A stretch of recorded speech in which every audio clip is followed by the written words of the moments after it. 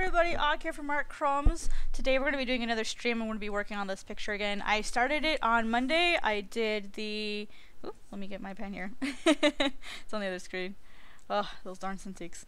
I did the initial sketch work on Monday. So this is the initial sketch. I color code my illustrations. That way when I'm doing the inking, I'll understand what's what and what's not. So I turn the opacity down on this typically, and then I start inking over top of it. So this is a shaded ink full body commission for Thalcor the Pyromaniac on Instagram. So that's going to be what I'm going to be working on today. So now that all of my social media should be taken care of so that we can properly notify everybody and make this a fun stream with lots of people. So let's get started. I don't think I'll be playing any music today. Don't want to anger the YouTube gods. Heaven forbid. Let's see, that one's good, that one's good. Alright, cool. Got my chat up, at least on my screen, and we're good to go. Okay. I was pretty much almost done inking on Monday. So let's see. Oops, I was fine on the correct layer. We'll see how much I can get done today. I'll be for the coloring, or not, well, I won't be doing coloring on this one. For the shading on this ink one, I'll actually be doing some screen toning today. So if you guys are unfamiliar with how screen tones work in Clip Studio, you pick the right day to drop by. Or to watch the old version, or not the old version, the recorded version that gets put up on YouTube afterwards. Either way, thank you guys for coming by. I appreciate it. Oh, hands! Woo! Wrong button.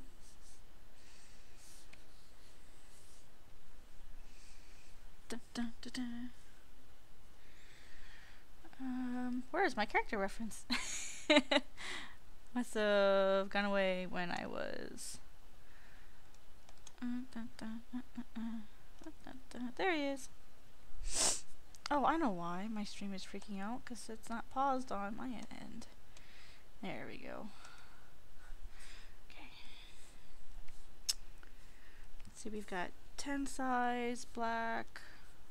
So, the question came up in a chat room yesterday when I in DeviantArt, and people were asking about colored line art versus something like black and white line art, and I think the answer, honestly, like when you should use each one. Whoopsie. What is there too much going on here? Why is my stream so cruddy? Oh no, the B word is up there buffering.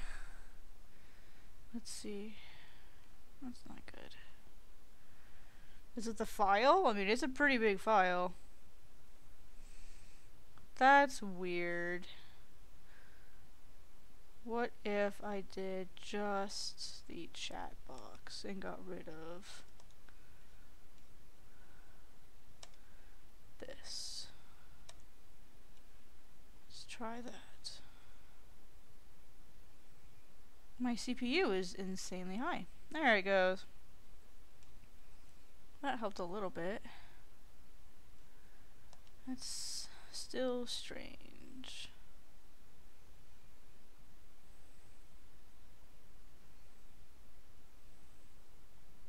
You know what, I bet it's because I'm recording this as well, and because I can download the video, I'll just do that. I'll stop the recording, and hopefully that'll kick up the stream health here.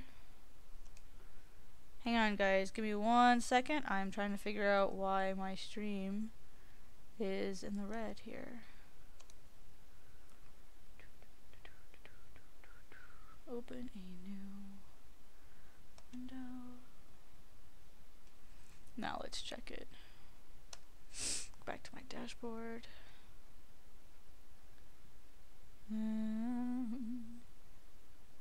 It's still in the red. What gives? Maybe OBS isn't... What is going on? There's no reason it should be in the red.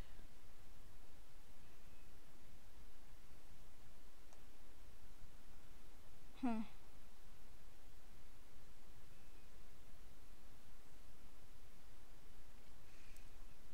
Hey guys, I'm going to restart this. I'm really sorry. I don't know if maybe OBS just had a heart attack when it was trying to go, but it's insanely low on my end. I don't know what the deal is. I mean, I don't have anything open other than Clip Studio, OBS, and then my live stream dashboard. That's all I have open. So I'm going to see if just a restart of OBS will kind of help out. You know how OBS is, it gets a little grouchy sometimes. So forgive me, I'll be right back. You guys may get a second notification. I'm really sorry. I'll be right back, guys.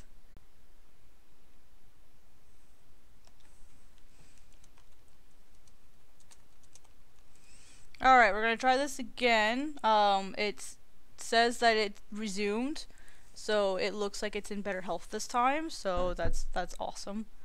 I don't know why it went into red. Like, it's never it's never ever done that before on my stream. And I've streamed, I think this is the 4th time I've never seen it go into red. So hopefully it'll be just fine now. It's super weird.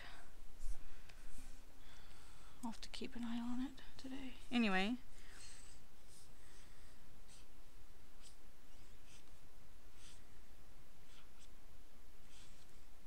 Oh, that's what looks wonky.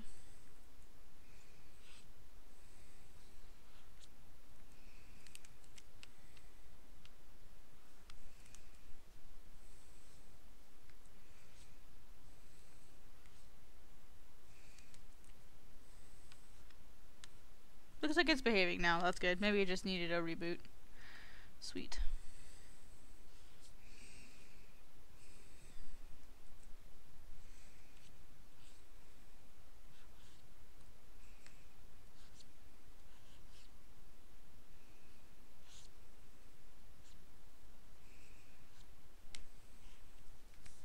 Anyway, so I guess if there's anybody here, I'd like to ask you guys how you are today.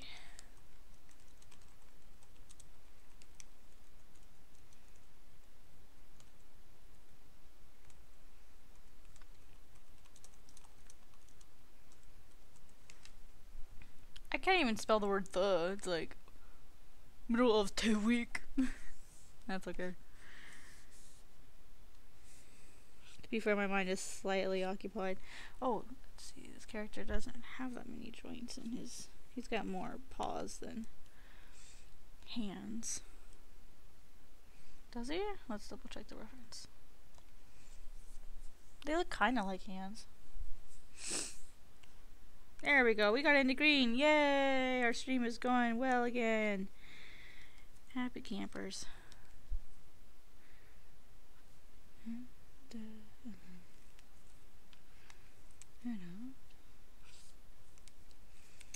Let's move these two over again.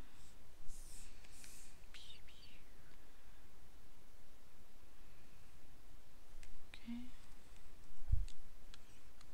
Really? Silly thing. Sorry, my nose is kind of strange today. I don't know what's going on. We got a crap ton of snow yesterday. Well, just this week we've gotten like 8 inches of snow. And so, like, you go to walk outside, and my boots, which go maybe about halfway up my shin, and I still get snow in them.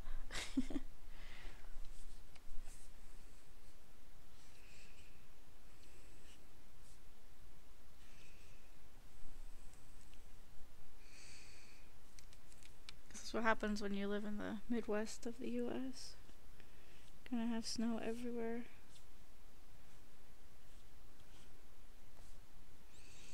This guy's got some like serious claws going on.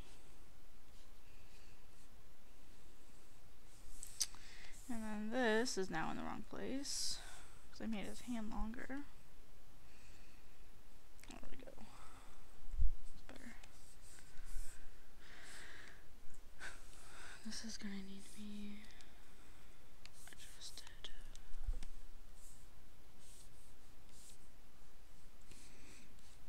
Okay.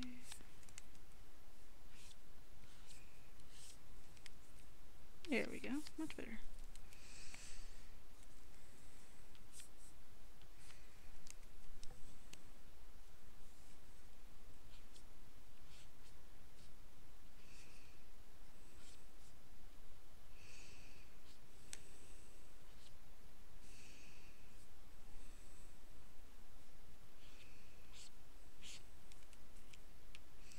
This hand should not be longer than the other ones.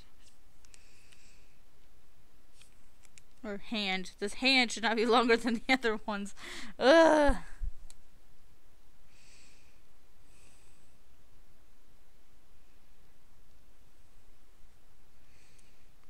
You know what's really strange? I didn't get notifications that I was live. Let me see. Oh, it's because I'm in the wrong account. Duh. That's why. I'm still logged into the actual channel account. There we go. Cool.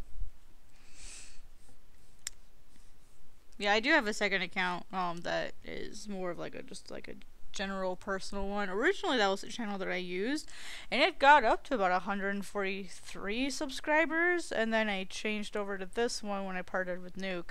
I probably should let everyone on my other channel know that I'm on this one now. I don't know, I might keep the old one because I've got like some Noir stuff that I want to do, and I want to be able to post it, and I'm not sure if it's proper to post Noir stuff to this channel, so I'll probably have to revive the old one. So I was trying to keep everything on one channel, but now that I think about it, if this is like about art stuff, then I probably should. Like art tutorials, I probably should only be posting that on one account, or post that on one account and then have my personal manga stuff on the other one. I guess I'm just nervous because like with the new changes, I was going to be posting animation things. And I'm really nervous with the way that they've changed the algorithm, how now it focuses on watch time, that it's going to hurt the animators. Because I mean, a lot of us animators, we don't post things that are really long because it can take a really long time to make. And with the way the algorithm is now, what matters the most is how frequently you update, which again, as an animator, is hard to do unless you're a full-time animator, and a lot of people aren't. And then your watch time, and so if you're an animator and you want to upload frequently, you have to upload short animatics and pencil tests and like all that little stuff that, you know, people don't necessarily like seeing. And then if you're going to, you know, post infrequently so that the content's better, you're going to get penalized because you're not posting as much as you should, as you quote should be according to the algorithm. So it feels like it kind of screws over animators, and it really benefits like the gamers and the people who stream a lot, you know, like I do. That's one reason why I'm streaming a lot more, is it's better for the algorithm. But so that's why like I've been trying to post like a lot of content in a short amount of time. And I think we've already got like 15 videos up now.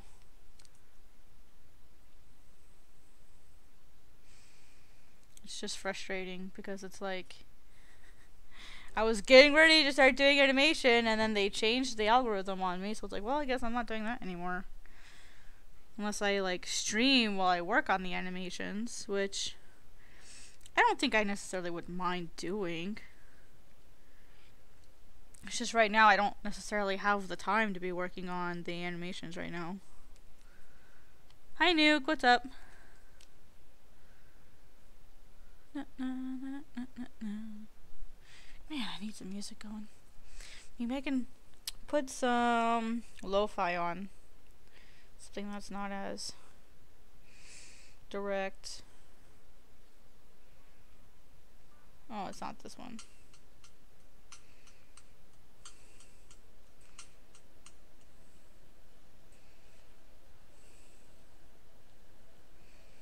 Nope, it's not that one.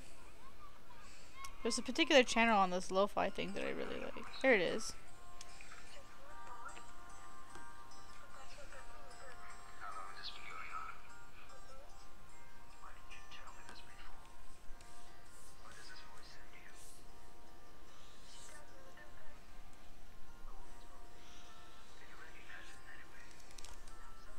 I almost dropped my pen.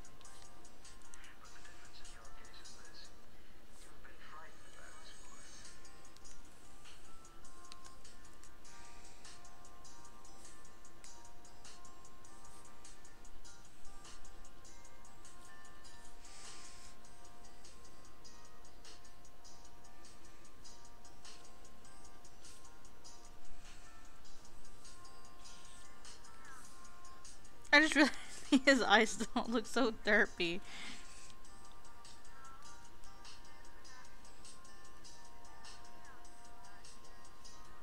Because Iris's didn't quite line up.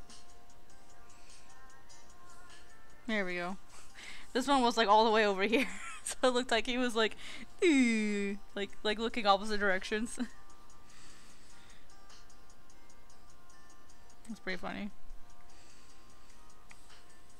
He's got a mole.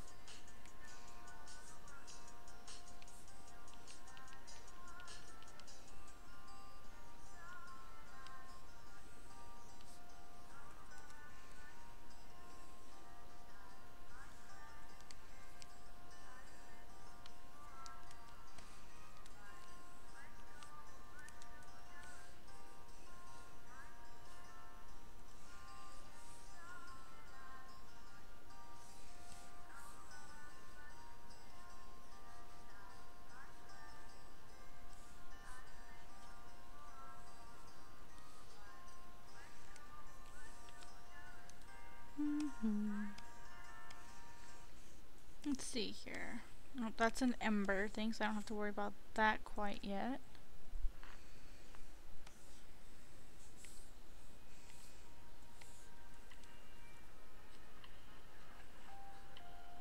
Okay, yeah, 'cause embers, and when it comes to drawing fire, you can choose to outline the fire, but it's not specifically the best way to go. Because fire itself doesn't. Fire itself is basically light. I mean, you can choose to outline it, so that's not a big issue. But if you're gonna color something, I usually wouldn't recommend it. If you're doing it just in black and white, you can. You don't have to. A really good way to look at fire in terms of black and white is to look at comics and manga. Especially manga, because there are so many different ways to do it, and you can find which way would be the best way for you. A lot of people have like these fire presets when it comes, like they have a special brush that's made just for that. So that's definitely an option if you're struggling drawing fire. And this one will be in black and white, so I'm not going to be doing any color in terms of like coloring fire, so I won't be able to actually show you what I'm talking about. I know for sure there will be one in a later stream where I'll be able to do that. But this commission is just black and white, so there won't be color in this one.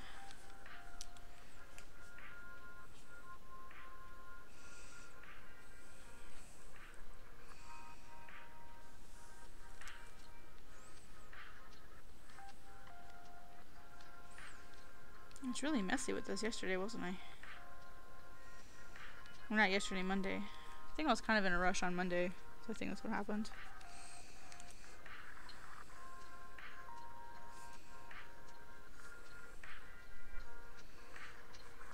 Also, this stream today is going to be shorter than last time. I've had some medical issues come up that basically tell me that I'm sitting too long. I'm not getting up enough, I'm not stretching enough, I'm not taking care of my body, and there might be someone seeing damages that I had from a car accident. Well, I wouldn't really call it an accident. Someone pretty much ran me off the road, and I hit a concrete barrier going like 70 miles an hour, so I don't know if that's considered an accident, but yeah. Close enough, I guess.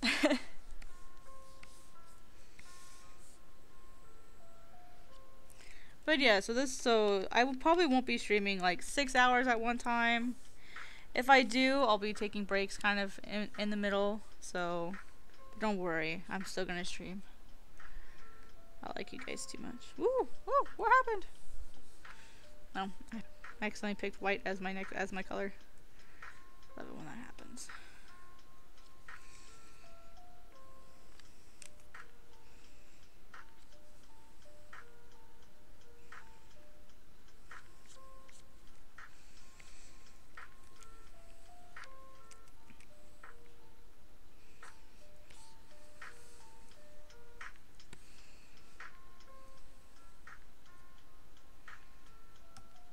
No, I was trying to avoid the dude. I was trying to make sure I didn't get hit because I had a car in front of me, I had a car behind me, and then on the left side was the wall, and on the right side was this big butt dually truck that was like, I want your spot.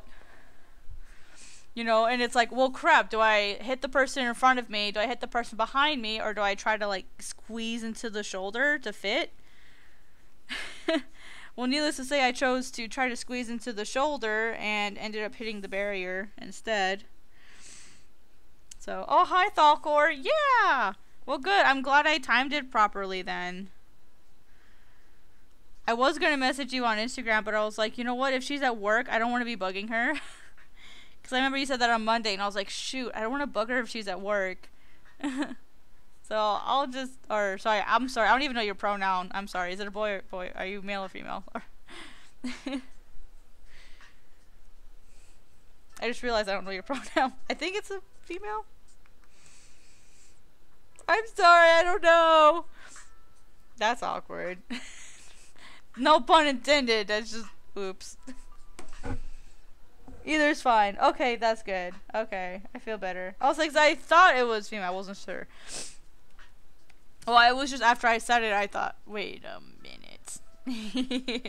Yeah, see, I'm the same way. Like, I am a female and I identify as female, but I don't care what people call me. It's like, because I've had people call me guy, just because, like, from behind, I can look like a male sometimes. Especially when I had my hair cut really, really short. I had a lot of guys say, hey, mister, and I turn around, they go, oh, sorry! And I'm like, dude, it's okay, I don't care. So I personally don't care what people call me. I mean, but I personally am, I'm one of those, like,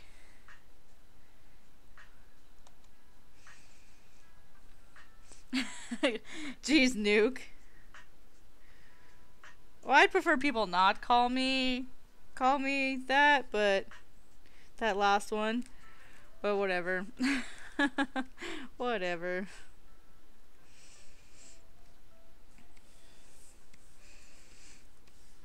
I mean, I'll answer to it. I would prefer it not be used, but I'll answer to it.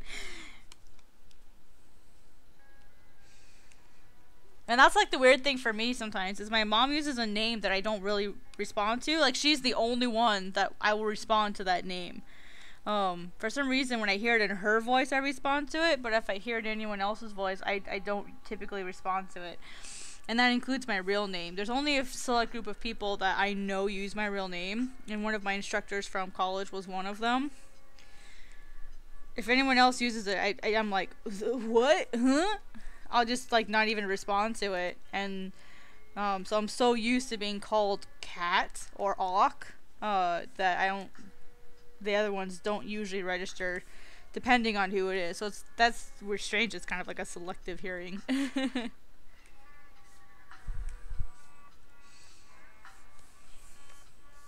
So what are you guys up to today? I know, Nuke, you said you had some stuff you were working on. Oops, I'm sorry. I got the sniffles today. Well, gee, I don't know, Nuke. Do you think the sniffles that I keep having might be related to that stupid nerve issue that I have now? I'm starting to wonder if that's an issue too, because there's no freaking reason for me to be having, like, nose issues. Whatever. I have, Thalcor. I haven't put it on Instagram yet. I don't know if you know. I finally got to go to, a clinic and a chiropractor earlier this week. And turns out I'm, misaligned at 2 points. The very top point. You've got 2 bones up there, your C1 and C2 vertebrae, which are the axis and atlas. So I've got that. That's misaligned. And they think it's messing with my vagus nerve. Which, when you have a major nerve like that, that's being either pinched or disrupted at the very top of the chain, it's gonna affect, like, everything below it. So, and the reason we were talking about the car accident earlier is they are wondering if, because I did have whiplash, I mean, I hit a freaking concrete barrier going 70 miles an hour. They're wondering if that possibly caused my issues, because I sat back and I noticed, and I'm like, oh my gosh, all of my issues, I was never a sick person. All the issues that I've had have happened after that incident. But I never really thought about it until he called me, because when I filled out the paperwork the other day before my exam, one of the questions was, have you ever been in an accident? And I said no. And I honestly didn't even think about the one that I had back in 2013. And I go, wait, yeah, I did. I did have one in 2013. And he goes, okay, that's interesting, you know, because the injuries that I'm seeing would be consistent with that. So they're wondering if when I hit the barrier that caused some sort of whiplash, that threw me out of alignment. And because the vagus nerve doesn't really deal with pain like it does, but not really, they're wondering if that's why I've had so many health issues since college. Yeah. It would be, it would just be like realigning. It would be, I think they said it'd be at least a year treatment plan. And that would be with, like, 2 adjustments a week. So that's what they were thinking. They said that they'll take a look at my charts a bit more, and I've got a follow-up appointment tomorrow at about 1 o'clock. So I'll find out tomorrow, what their plan of action is.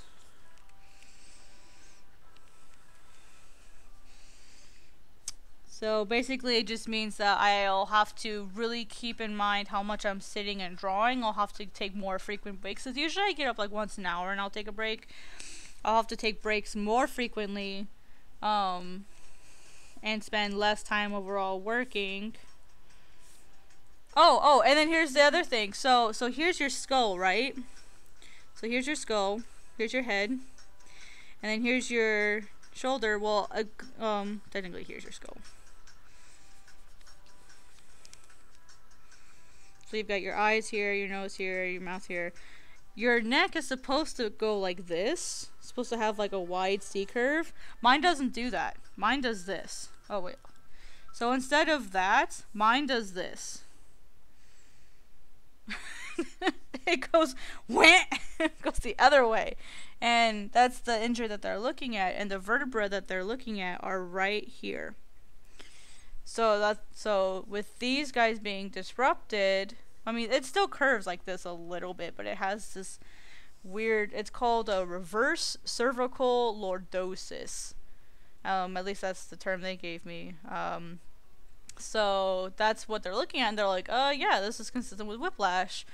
And he didn't give me the exact specifics, but he said basically this is consistent with being in some sort of accident.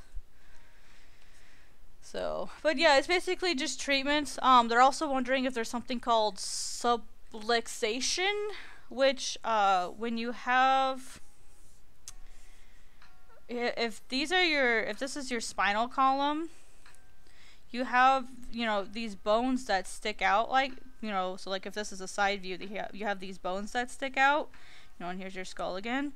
If you look at it from the back view, they're wondering if some of mine, which is why they took x-rays, aren't shifted. So if these have been shifted in any direction, that can cause pinching, that can cause it to be misaligned, because there are nerves that stick out, and if there's a nerve that's being pinched, because either the whole bone shifted, so there's it turning, and then another issue with alignment is it can actually be moved over like that, back and forth. So that's what they're kind of looking at right now, is they took all my x-rays, and now they're trying to figure out what the issue is. But I'll find out tomorrow. Hi, QB! So yeah, it's definitely treatable. It just will take a long... think of it as braces for your spine, basically, is where I'm going to be going through. I won't have braces on, but it'll be like gradual changes. You know, when they're like, and it will suck at first. Like, at first, you won't feel good. And I'm like, that's okay. Short-term pain for long-term gain. Hi, QB! I don't know if I said hi yet.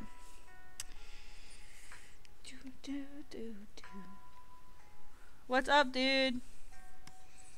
So yeah, so that's basically what's going on with me. Or what they think is going. Yeah, it's an easy fix. It's just gonna be a long fix. And what's really nice is because my mom's already a patient there, and she's technically the one who referred me, I get to have discounts. I'm back from watching The Best Animator. Well, hello! So who are you qualifying as the best animator on YouTube?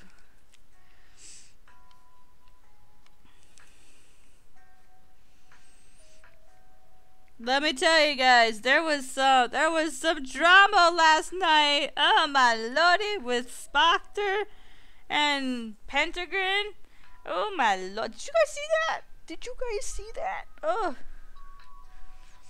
Like I said, I've not been active on YouTube in the sense that I've been posting, but I've kind of kept up with some of the animators there, and it's like, damn son, what's going on here? I guess Pentagram she made a new channel, and then she posted this apology video that wasn't really an apology video. That's okay. I kind of started my laundry before I sat down, so I understand. Dun, dun, dun, dun.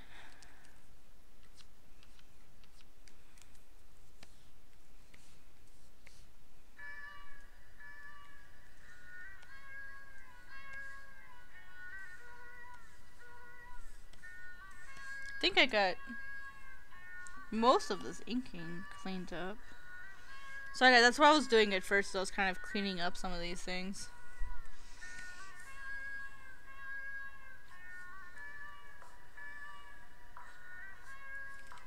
That just looks sloppy.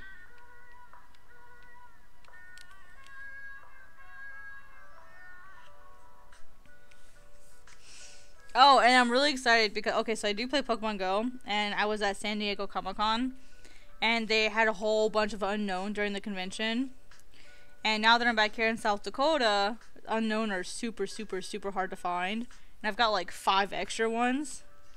And I'm actually really looking forward to posting on the Sioux Falls Pokemon thing that I have Unknown. Because I'm looking for a particular trade. I'm hoping somebody has it. So basically I got myself like a crap ton of trade bait. So when I was in San Diego this summer. So hopefully I'll be able to get the one thing that I've always wanted in Pokemon and never ever gotten. All of my hunting, all my looking for them in the field, I have never ever gotten this one Pokemon that I've always wanted. Which is a shiny Houndour or Houndoom. I'd prefer to have a Houndour, that way I can make it what I want, but whatever. Well, you know, Unknown have a spawn rate of like less than 1 in a million. They're super, super hard to find. In fact, we have a special Discord server set up for the Sioux Falls Pokemon Go community that looks at rare Pokemon, and every single time an unknown pops up, they actually make an actual post on the Facebook page saying that an unknown has been spotted. Like, that's how much people obsess over it up here. And I mean, a lot of people just spoof it, but all of my Pokemon are legit. They're not spoofed. So, because I was actually in San Diego Comic-Con, because I was working at San Diego Comic-Con. But what was nice is the unknown were all over San Diego, the city. They were all over the place. I mean, they stayed close to the convention center, but they were pretty much in the downtown area. So if you were in San Diego during that time, that was like the perfect time to go hunting for an unknown. You cheater!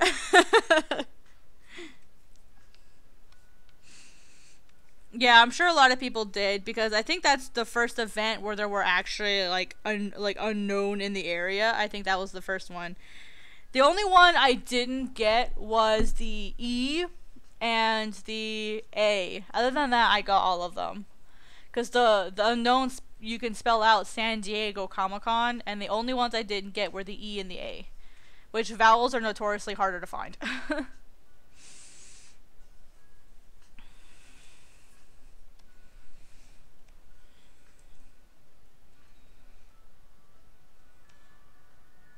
Fenna? I'm actually not familiar with that name.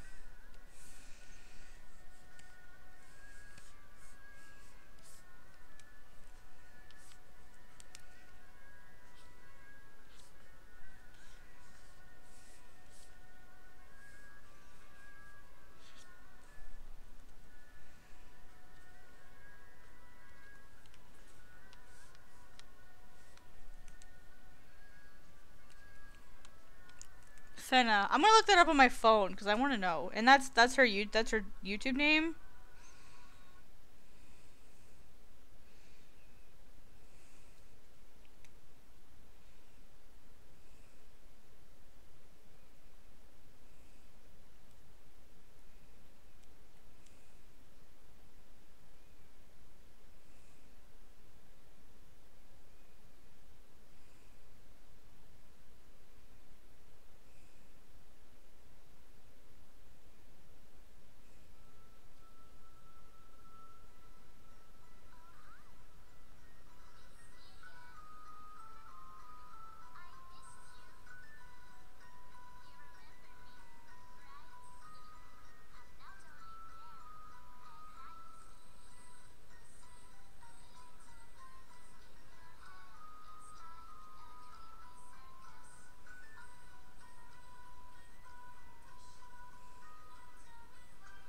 The animation is pretty great.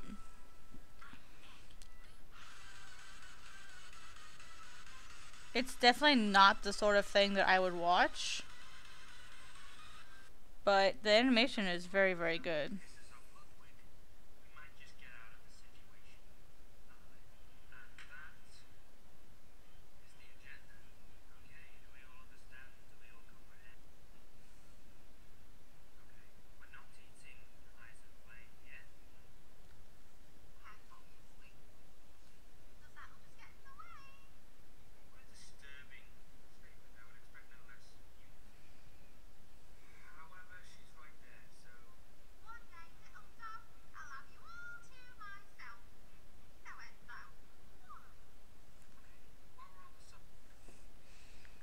Yeah, I see that, the try hard edgy thing, but no, her characters aren't creepy. It's not that. It's just the genre of stories that he tells. From what I'm seeing, is not the sort of thing I would really care for. You feel? Oh my gosh, Nuke. But that aside, the animation does look wonderful. I mean, and it's 3D animation with fur and hair and everything. That is hard to do. So, yeah, I'll definitely admit that he definitely has some crazy skills there when it comes to the animation. That's way more than I can do right now, honestly. So, props to him. I can't do that. But just as far as the genre, it just doesn't really look like something I would really care for.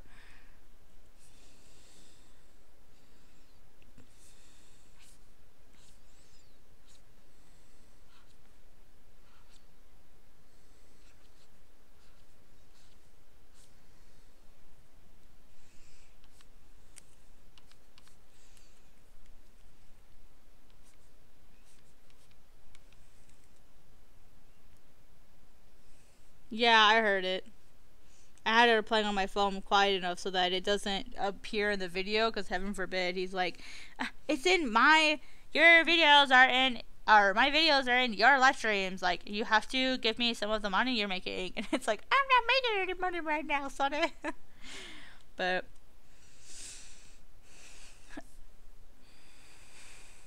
the only issue I had was it looked like the characters looked like they're constantly moving, like they never rest, almost like they had like Parkinson's or something. Like they're just like constantly moving, and that was a little to me.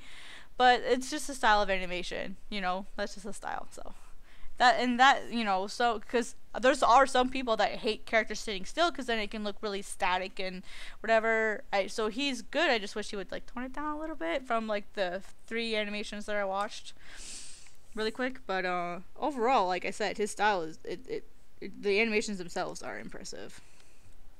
I mean, just his modeling is impressive. I can't model like that, so just the modeling alone is really good. And especially since I can't use 3D modeling to save my life. So that's definitely really, really cool. I was definitely impressed by that. It looks like a thumb.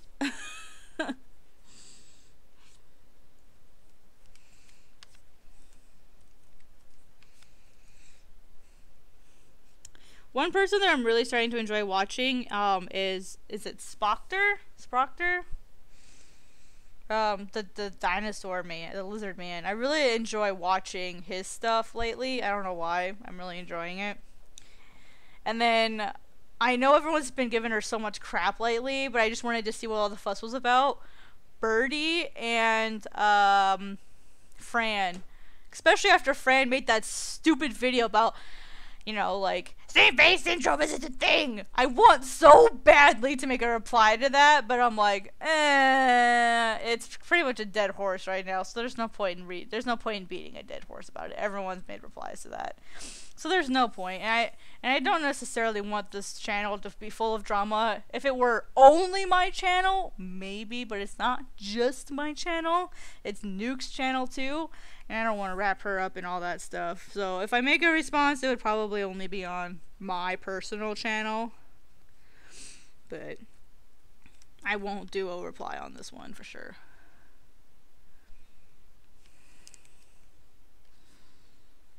Just want to like, just the style thing that Fran talked about was really upsetting. And then there was the one by, is it Sleepy or something? Sleepy, that talked about the same face syndrome. Like, both of those videos, I'm like, what the frick are you guys talking about? Yeah. That's the thing, is I'm not afraid. I mean, you guys saw my critique video, or my video about, like, the, stop hating your art and yourself. Like, I'm not afraid to be blunt with people. Like, I'm gonna back my butt up, and I'm gonna double check all of the information before I say anything.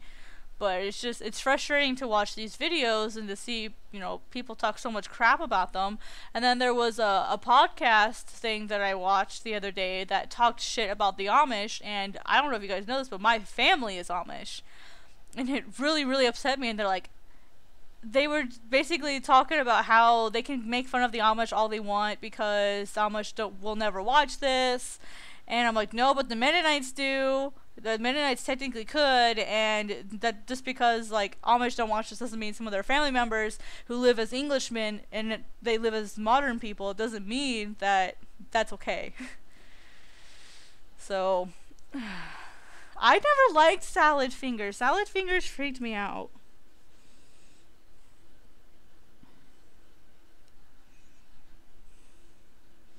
I don't know what it was about it, but I just couldn't handle Salad Fingers.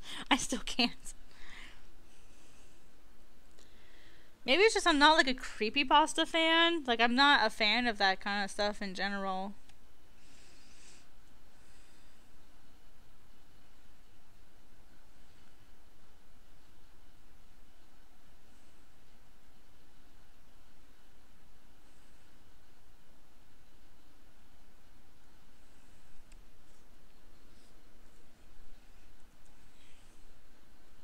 For me, it's not that. It's not for me. It's not just personality. I don't care how good a personality you have. If you're gonna talk crap about people and you're gonna say bad things about other races and other communities, then you don't deserve my time. Like, like that's pretty much how I see it. And there's a lot of people that talk a lot of smack about other cultures, and it's like, you can, like, shut the frick up, because, like, in this podcast, I was watching this podcast, and then this one episode came up, and they just started talking shit. Sorry, I said a bad word. They started talking crap about that stuff, and I'm like, no. Not necessarily. Not necessarily. People can have an online persona, and then they can be a completely different person in real life. I'm the same way. When I stream, when I'm talking like this, when I'm drawing, I'm a completely different person than I am offline. When I'm offline, I'm a very, very quiet person. In fact, I can go the whole day without making a sound. But I bet you guys wouldn't believe that based on how I am here. I can sit there and talk and laugh and joke, like, all friggin' day long. This has an extra joint. That's why that looks so strange. But yeah, no, there are just some things that I just draw the line at, and I'm like, no, dude, that was not okay. And I made a comment about it on a different profile that's not even closely related to this one. But I made a comment about it, and I said, dude, like, you cannot do that. Like, you cannot sit there and think that it's okay to make fun of someone just because they're never going to come back to you. That's basically hiding behind a screen and being a whiny crybaby about calling someone out.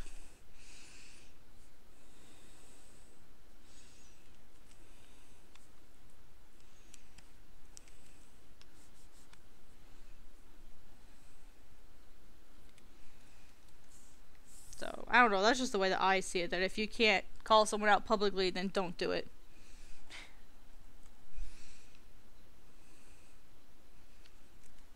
Or if you can't do it in such a way that they'll be able to find you and find the stuff that you said, you shouldn't be talking crap.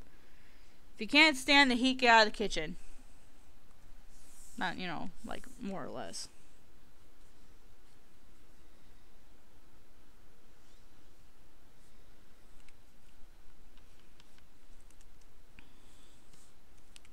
And like I said, I actually liked this channel. Like, I really liked listening to it. But as soon as they said that BS about the Amish, gone. Not that one person's gonna matter that much to them. They're not gonna care. They really aren't. Which is the sad part. You have these really, these people that do really, really fun streams, and then they like the more subscribers people get, they get this attitude of, I can say whatever the heck I want because I have like 1 million subscribers, and like, who cares if 10,000 of them leave because I'm still going to be making enough money, so like, they become like real celebrities that just are just turned into jerks because they don't care. And they say whatever they want. There's another person on DeviantArt who, actually there's a couple of them that are like that. I'm not going to call them out because, again, I'm not going to try to start the drama, but I know of at least 2 people who do that, who will say anything they want because they have so much influence. And it's like, oh my gosh, guys, really?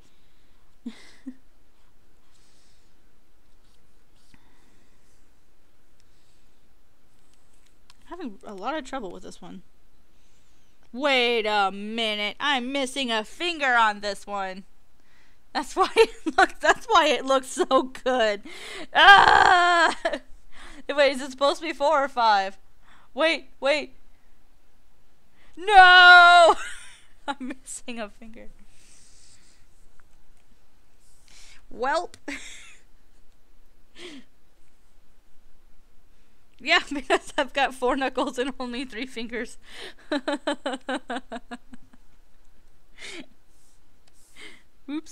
Yeah, because I was like, why am I having so much trouble on this one when the other one was so easy?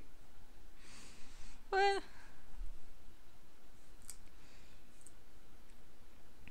There, now there's room for a 4th one. Hi, QB!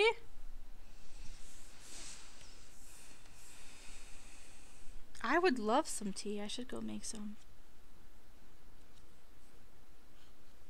There we go.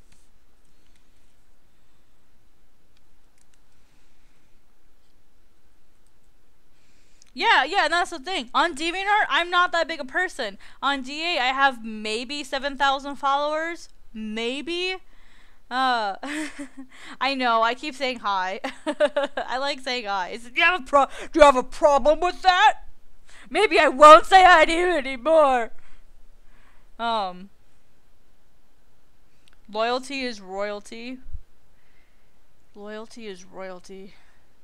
Yeah, I can see that. Yeah, that's definitely a good way of putting it. But yeah, this person literally has, I think she's in the millions now, as far as followers on DeviantArt. And all I'm gonna say, this is the only thing I'm gonna say, and if you know who I'm talking about, that's fine. But someone got pissy with her because she was selling these, like, really super simple adopts, and this person goes, well, you're selling your stuff for way too much money, and so somehow the topic came up of if she could sell a rock, like an OC that was a rock, and she did for, like, it wasn't $100, but she sold it for a good amount of money, and it was literally a rock with a face on it, and it sold. And she just has now this attitude of, oh, well, I can do whatever I want, and my fans are awesome, and they buy everything, and da-da-da, I could draw whatever it is. She could probably draw, like, you know, a piece of poop, and it would probably sell. Like, that's just how she is. And then there's another person who made hundreds of thousands off of a species that she created, and I feel weird saying this because she actually follows me, and I don't want to piss her off because I know she follows me. But, like, she just got this attitude, and it's like, come on, dude. Like, I get it, you're, like, one of the most popular species right now, but you need to, like, mellow out.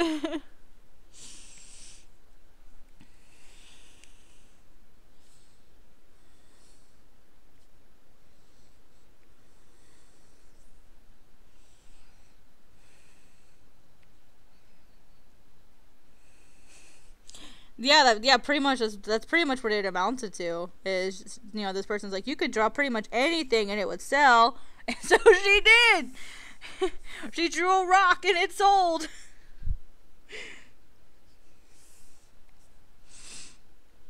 And you just sit there, you're like, dude, man, like, you didn't have to do that just to prove a point. It was just like a low-key, like, passive-aggressive gesture, and I didn't really appreciate it. So I don't believe I follow them anymore. I think at that point I unfollowed them. Not that, again, it matters. Not that it matters. But it's like that passive aggressiveness that just gets to me, and you're like, oh my god, dude. And then there's this other one who just is constant. There's a couple of them actually. They're just constantly complaining. This person stole my style. This person's copying me. And there are some, like, they are legit. Like, it is completely legitimate that they are copying them. And then, like, after a while, you're like, yeah, after a while, you're just like, can you please stop complaining about this? Hi, Thalcor. You're like, kids, like, can you please just, like, stop complaining about these things? Because you complaining about them is not gonna fix anything.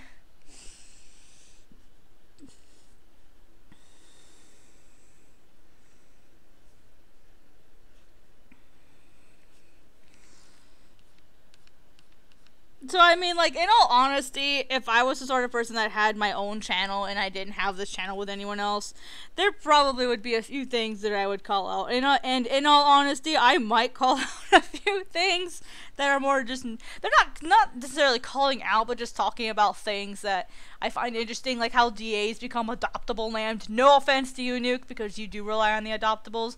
But the adoptables I'm talking about are the adoptables that are like 5 points, and people go, could you do it for 2 points, because 5 points is so expensive.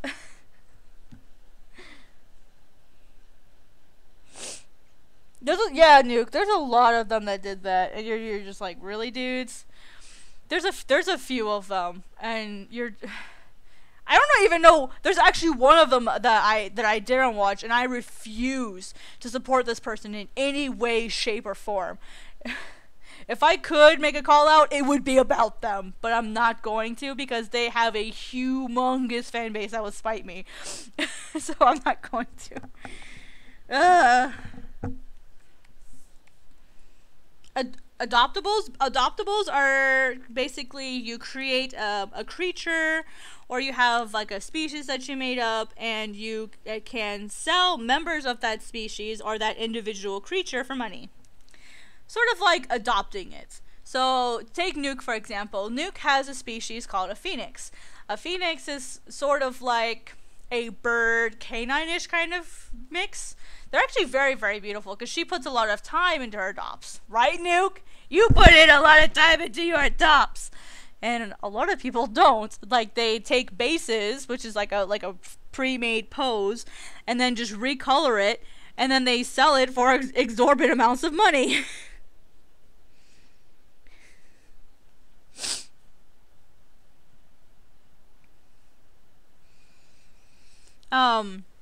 So there's one person who pretty much sold recolors. Like, they would vary a little bit, but for the most part, they were recolors, and they sold for literally thousands of dollars.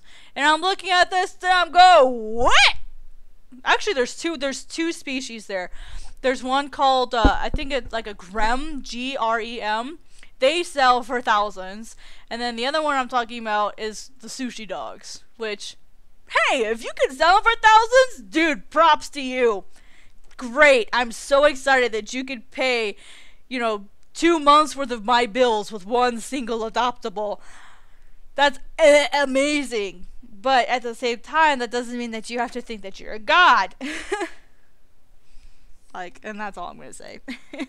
Because there's probably people watching that's going to go, hey, this person was complaining about you. Whatever. Yeah, but dude, your adopts are amazing. You need to sell them and do more of them. One adopt I actually wouldn't mind getting into is the Quill Dogs, because I really, really do enjoy the Quill Dogs. So I don't have my own. I really need to get a custom one from Mischievous Raven when I get the opportunity. When I'm not poor. So support me on YouTube. I love how there's people just like joining and then leaving within like the first minute. That's like, sorry, I'm talking about real life issues, guys. I couldn't even sell adoptables for like $5, so I just gave up on it. And I put a lot of time into these. Granted, they were using a similar base, but I put in a lot of time into those things. Like, I did research, and each one had powers and abilities that were all different. They were all different elements. I had wind and fire, water. Like, I had all these different ones. The Nuke, the Pigramcre ones, the dragon ones. And people were like, meh. I don't know if I just didn't have enough followers, because I think at the time I did those, I think I only had maybe 3,000 or 4,000 followers, and now that I have 7,000, maybe they would pick up, but I just don't have time to manage that. I don't have time to manage another species. I'm busy. I have a life, and YouTube I'm trying to do. Well, see, the problem with copying the idea is just because you have a canine and a bird doesn't mean someone else who has canine and a bird. Or like with Nuke, she has chicken leg. She has like these really long-bodied canines that have like bird feet and bird tails and wings and feathers all over the place. And there were some people who were like, you're copying me, and that's not cool. Same thing with her Highlander species. Basically the same concept, but like big cats. And some people were like, you are totally copying off of this person, and that's not okay. And she's like, dude, I'm not the first person to put feathers on a cat. Like, chill. Same thing with my Pigramcre, my dragon species. Someone messaged me and said, hey, this person is making dragon-like creatures based off of eels, just like you, and you need to stop them. And I'm like, yeah, but their dragon-based creatures look pretty different from mine, even though they're based off the same two animals. What do you mean you can't? What?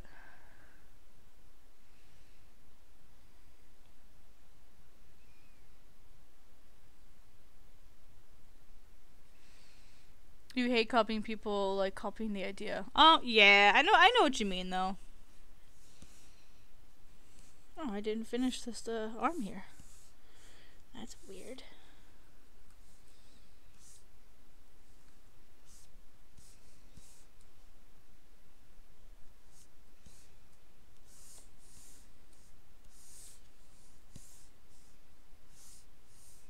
Whoopsie. That should go up further. Yeah, we go. Ta-da!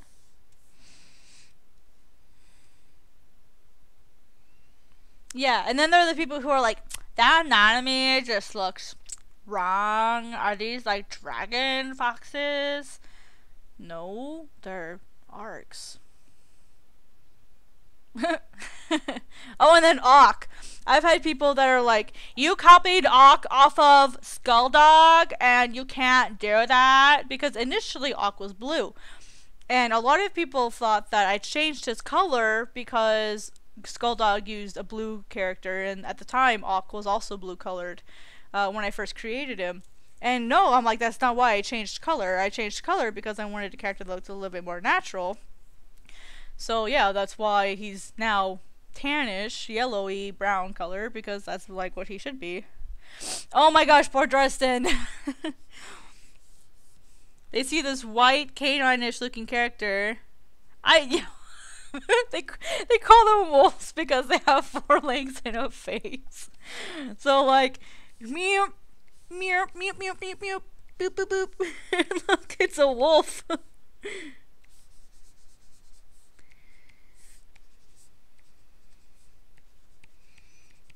Oh no, I spelled wolf wrong. There you go, it's a wolf.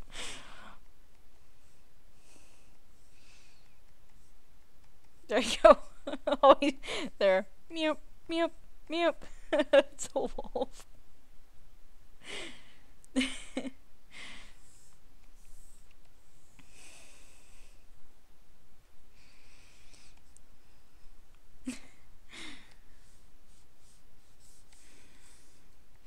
Oh, and don't forget, this thing has a face and 4 legs, so it must also be a wolf. And it's got snarly teeth, so it also must be a wolf. But yeah, everyone thinks that Awk is a wolf, and it's like, no! That's why I purposely, when I redid the drawing of him, the Awkloot the Golden one, I purposely gave him fox-like features, and I purposely exaggerated it. That's why his face looks so bizarre. It's because I purposely exaggerated it. So I'm like, he's not a wolf! The best, cheapest styles for a Windows tablet.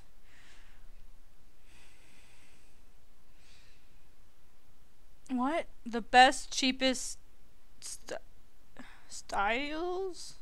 Oh, you mean a style, the pen. I don't know.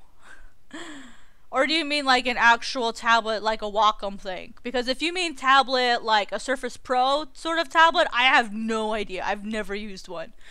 With Wacom, I definitely recommend Wacom. They have tablets now that are easily under $100, and they last. I have a Bamboo from 2010, and it still works. Oh, stylus! You mean this. So there's 2 different words. You mean this. That's what you mean, a stylus. Yeah, okay. I don't know. I have never ever used that type of tablet before. I've never even touched one. I've never even, I think the only times I've ever touched an iPad is when it's been at the checkout counter. So I have like no idea. Let me see what you're getting, and I'll see if I can offer my advice here.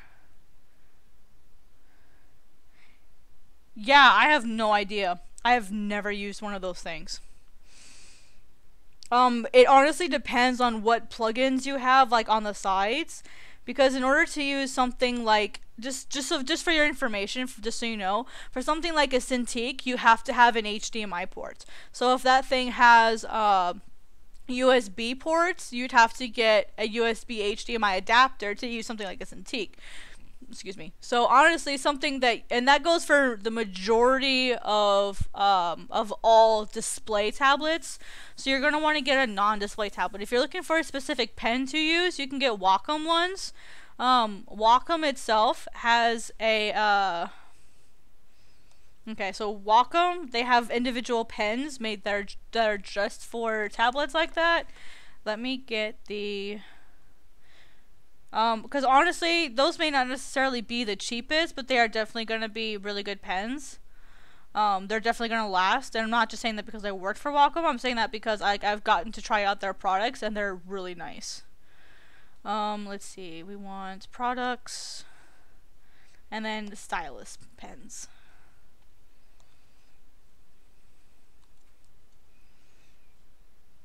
So here are the different pens you can use. Oh, then I don't know. I thought you were gonna use it for drawing. I have no idea. I've never used a stylus that way. Nuke, shut up. It's fine.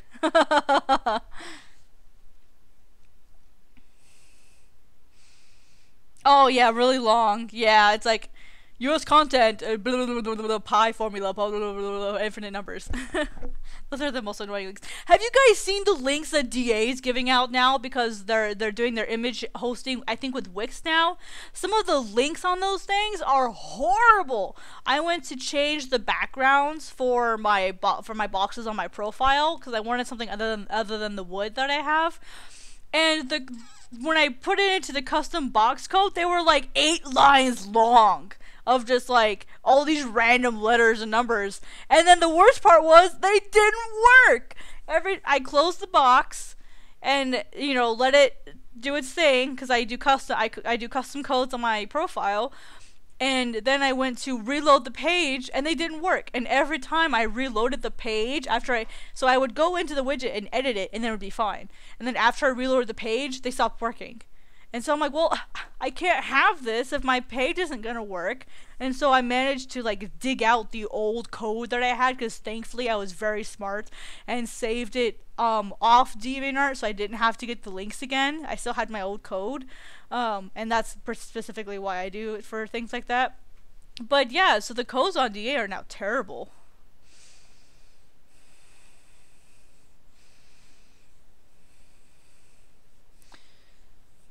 But I mean, like, you can get most really cheap styluses at Walmart or Target. Best Buy probably would be a really good place to go if you have those nearby. And if not, they have a lot of really great ones on online. If you're just looking for just like ones that are decent that don't have a lag or whatever. I mean, my mom uses one that she got from Walmart and it works just fine. She uses it on her phone. That way she can write notes. You know, that she can, because she can write way faster than my mom can type. I don't know, she's crazy, and her handwriting is impeccable. But she can write on her phone and using the stylus. So my best, and she got hers at Walmart, so I would look at some sort of general retailer store to get something that's cheap. But yeah, I personally have never used one, so I'm sorry, I'm not helpful.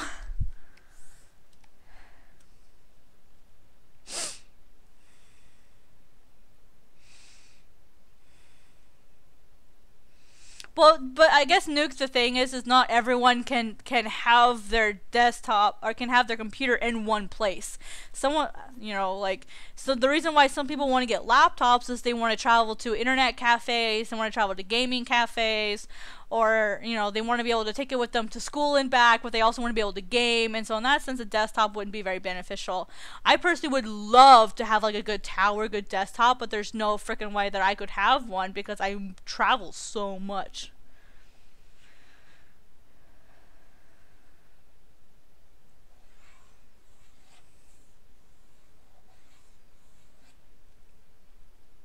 Now, if you're looking at getting a really good laptop, I think they have like a phoenix or a dragon as the logo. I don't remember what the name of the brand is, but they're super thick and they're super heavy.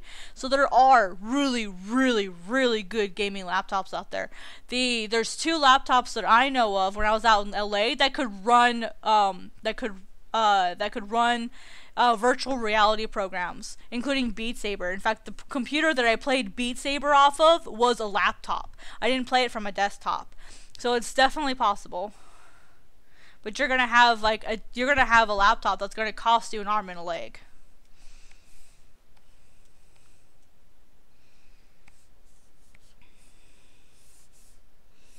Let me make a new layer for the tail here so I can do full lines. Yeah, that's kind of the only thing that sucks about my setup, is it's not necessarily the strongest setup. You know, my computer has days where it just can't handle basic things. But on the flip side, mine's incredibly portable. So, I mean, I can take my Cintiq and my laptop with me pretty much wherever I want to go, as long as there's an outlet somewhere for the Cintiq, because the Cintiq has to be plugged in. As long as there's an outlet somewhere, I can do it.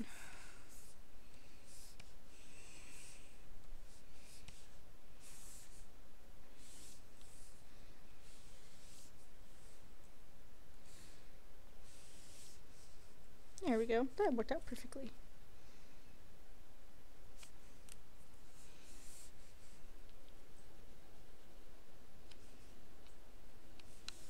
And that's why if I can't take my Cintiq with me, I just have, I have a Bamboo that I use as my, like, on-the-go tablet, just in case, so.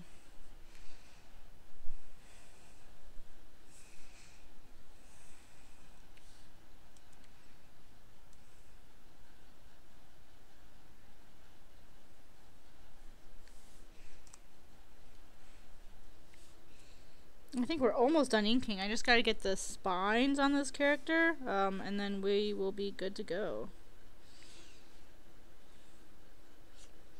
I don't know, this leg here is really bothering me. Like, this doesn't quite look proper here. Looks like it's too wide.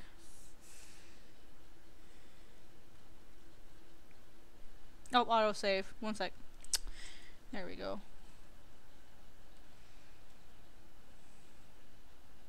Oh yeah, my computer is fine. It's just the Cintiq itself, I can't run off of anything. I'd have to get like a separate battery core for it. Oh shit! I merged the wrong layers together. Oh, sorry, I cursed. I'm sorry. Sorry, YouTube gods. I'm sorry. At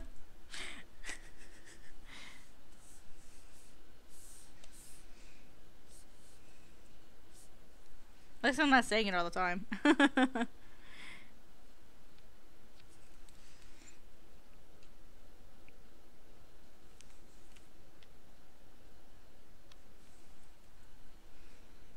I mean, I'm sure I'm not the worst thing they've heard, so, meh. There's bigger fish to fry.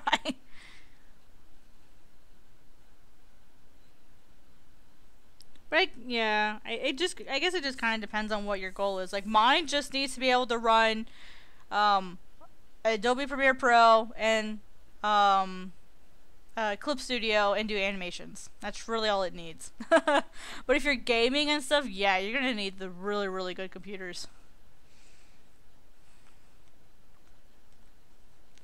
Unfortunately, my laptop can't be upgraded any more than it already is. Poor baby. It's at 8 gigs of RAM. That's all it is. So all this crap I run off of just 8 gigs. So, oh well.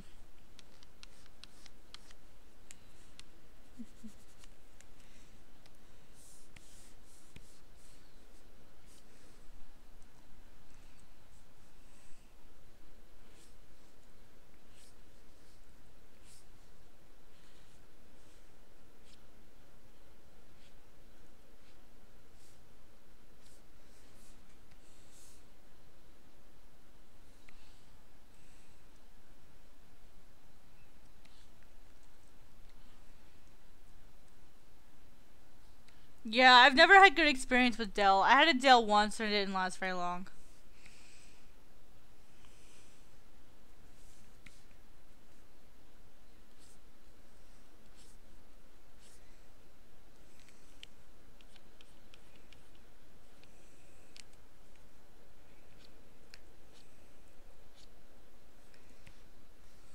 Okay, Now we can do the...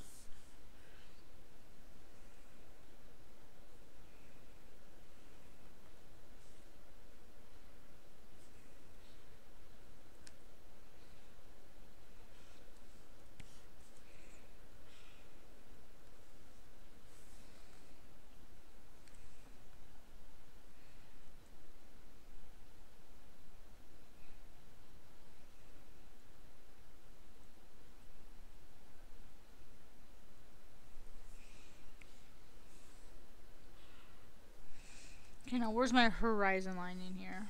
I think it's right about...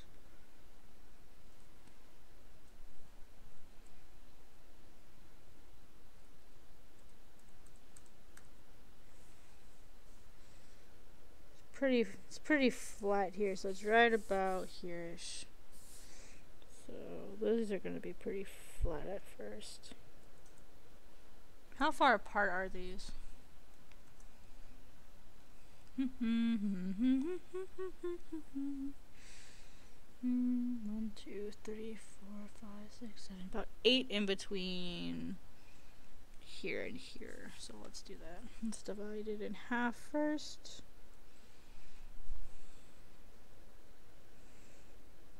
And then in half again.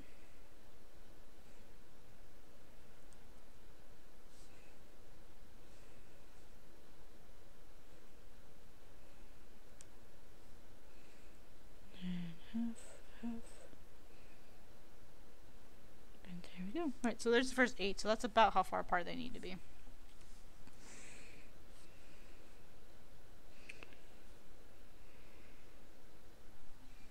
And it goes up and all the way up into the armpit, so...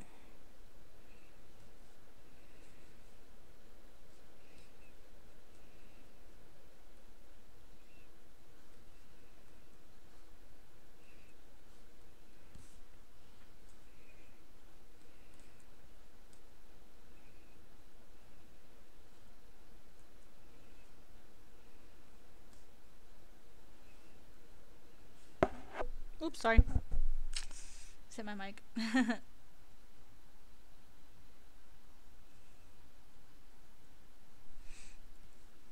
Yeah, everyone does it. Yeah, that's why I'm kind of like, I'm not quite sure. Because I looked up some of the other drawings of your character, because I like to see what... Like, if I'm like, oh, I'm not sure how to interpret that, I'll usually go and see how other people do that. So for people who commission other people to draw their characters, I'm always looking at them.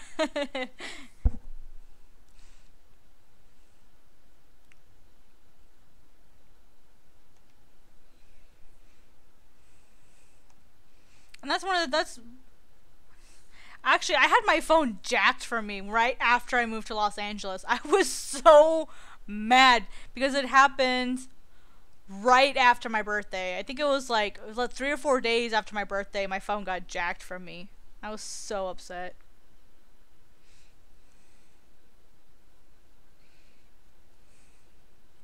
Let's play Pokemon! Let's see if there's any Pokemon in my area.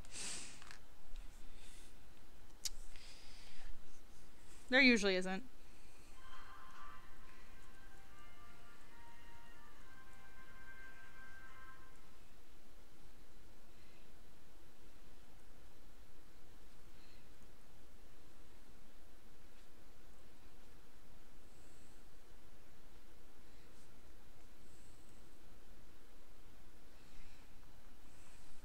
Oh, I need to put in this other line here. Please don't be another freaking love disc. Okay, well, it's definitely not a love disc.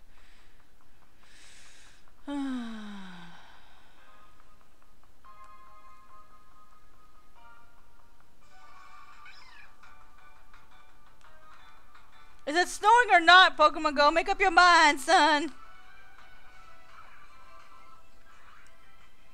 I know.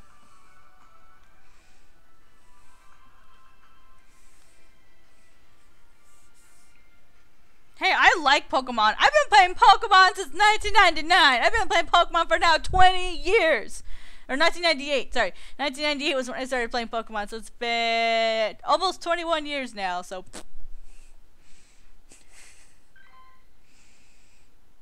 I love Pokemon. Oh, and of course it's terrible. Oh, I'll just transfer it. Dun, dun, dun, dun, dun, dun, dun, dun. Dun, dun. What? I really need to play more often, but it's just so hard to play when it's so cold here. Yes, I actually still have Pokemon Stadium. It is in Colorado, but yes, I still have it. It's in my storage unit in Colorado. So yeah, I still have it. I still have Mario 64, Pokemon Stadium, Link, I think it's the Ocarina of Time. No, it's Majora's Mask that I have for 64. And then I still have a Dreamcast with Soul Calibur and a bunch of other games. I'm trying to remember what the other one is that I had. Oh, for the N64. What was that one? There was like this weird racing game, like Rumble Racers, I think is what it was called. I still have that one.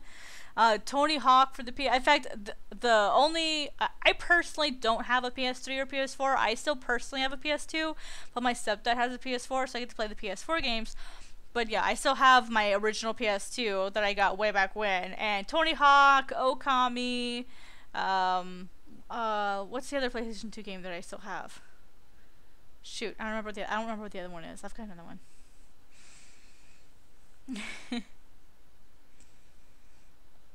We have a Sega with the Sonic games on it. Sega, like that. And then there's like the deafening PlayStation music. I actually never got to play Spyro. I think that's why I never hit my dragon phase. As far as being interested in dragons, it's because I never got to play Spyro.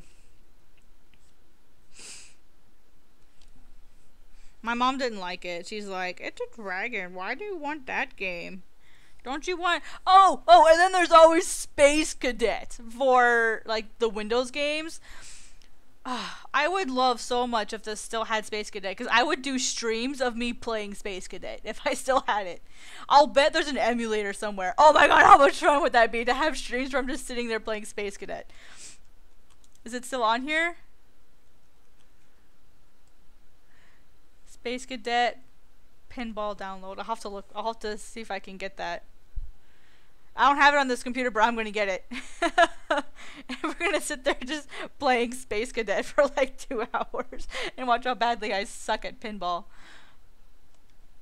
That would be a really fun stream type, I think, to play like some of these older games. I used to have an emulator for Pokemon Yellow because I still have my original cartridges, Pokemon Yellow, Red, Blue.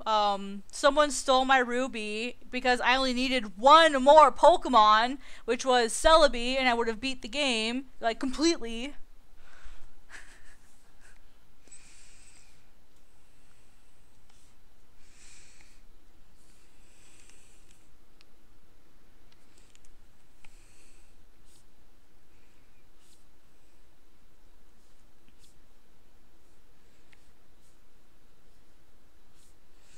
I thought the lake was going to go in front of this, but I don't think it does. It just looks really freaking weird.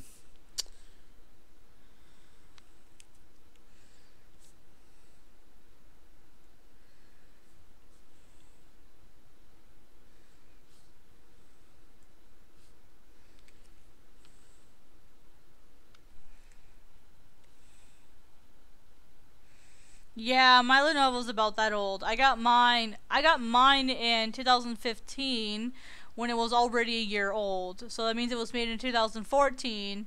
So yeah, mine's about 5 years. I need to get a new one. Oh, I need to get a new spine. I need to get a new pelvis. I gotta get a new laptop. I got my new Cintiq. So thank you, Wacom, for giving me the Cintiq. I absolutely love it. Which reminds me, I need to get that review video finished up. I actually have a review video of me with the Cintiq 16. I just realized he looks really fat right here. What did I do? Oops. But yeah, I would love to do streaming videos where I play Space Cadet. That'd be fun.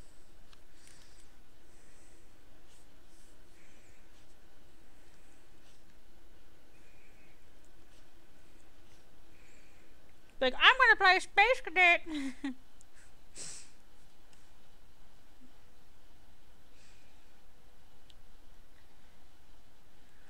I don't think I ever played that one. I don't think I played that one.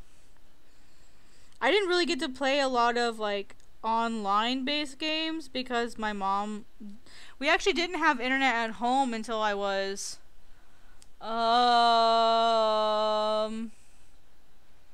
like, we didn't have internet at home in terms of I could use it however I wanted until my senior year of high school, which was fall of 2008 and spring of 2009.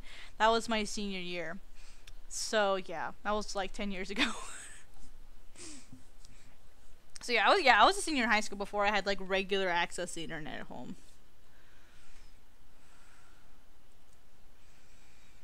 Oldgames.com. How many of you guys still play Solitaire or Mahjong?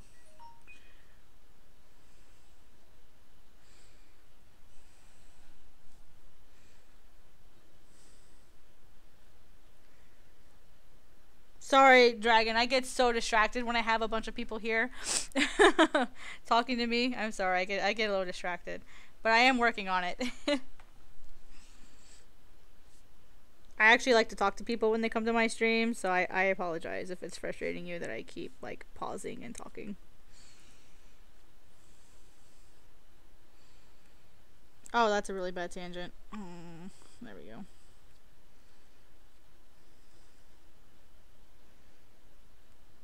It will get done today. If I have to stay up late and do it tonight, but it will get done today. Because I need to move on to the next one. Because I need to get their sketches done so that I can get paid. Because they want the sketches before that. And then QB, I keep saying this. I have the sketches done on my paper. I just got to get a photo to you. You're shading a drawing? Oh, okay. I have so many collabs that I gotta finish. Oh my gosh. Well, okay. So, I'm always really scared with collabs because the last 2 times I've tried to do a collab with someone, they gave up on me. One, which is why I don't talk to her anymore, is Keprion. I was doing a drawing with her, and I don't know if she just had some family drama issues or whatever, but when I sent her an illustration, she never finished it. And it's like, I did not sit there working for frickin' ever on this.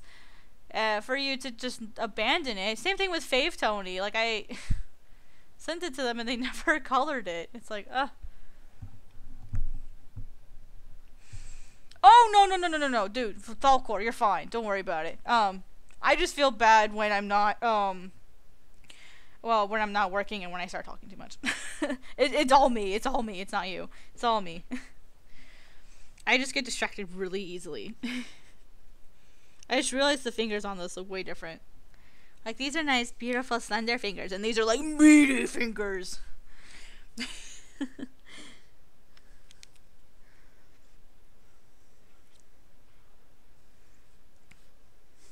Those look more like paws than hands.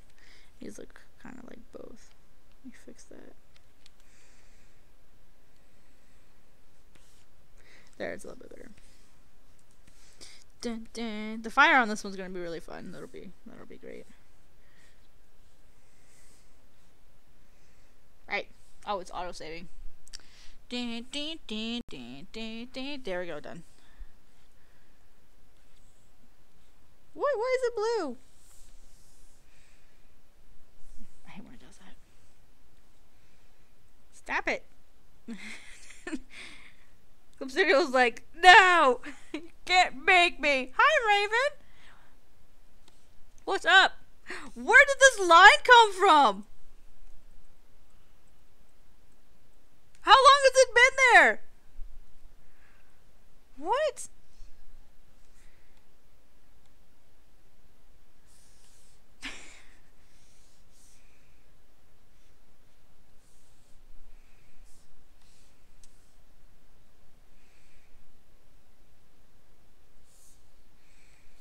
Good thing it's on another layer. It's on another layer, so guys, we're good.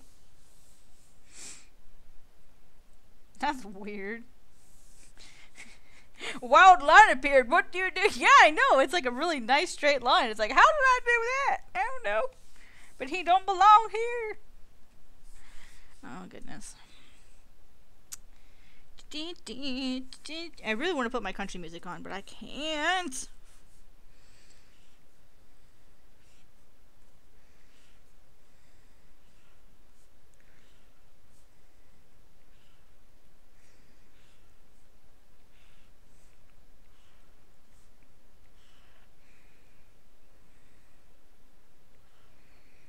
Ooh.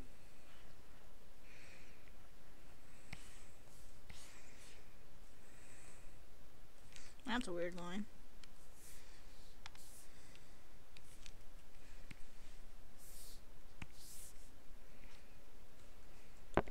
Oops, sorry.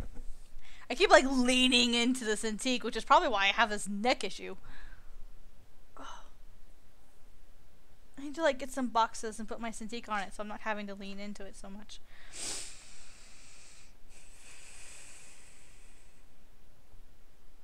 Yeah, Nuke is working on something too. And then I'm working on something, which is Captain Obvious speaking. Captain Obvious, how can I help you? What? Yeah, what did I do? There we go. Meow. Meow. Meow. Meow. Meow. Meow. Meow. Meow. Meow. Meow. Meow. Okay, now I forgot to draw another line, which is the line for the actual body part, as far as what's scale and what's not.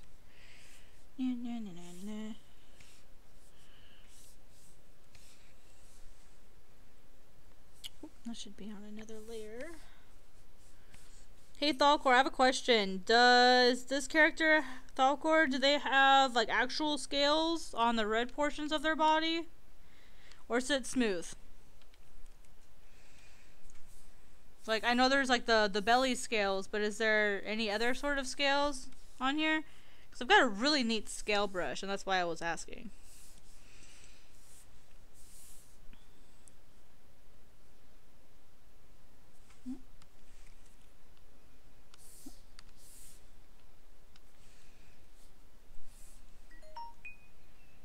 Okay.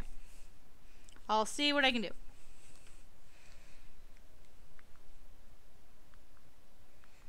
Oh, what happened on my email?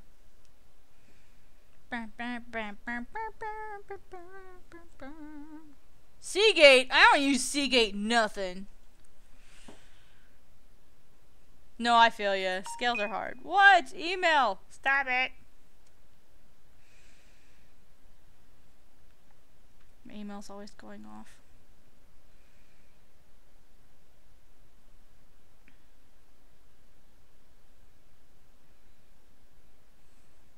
Ouch! This person, ooh.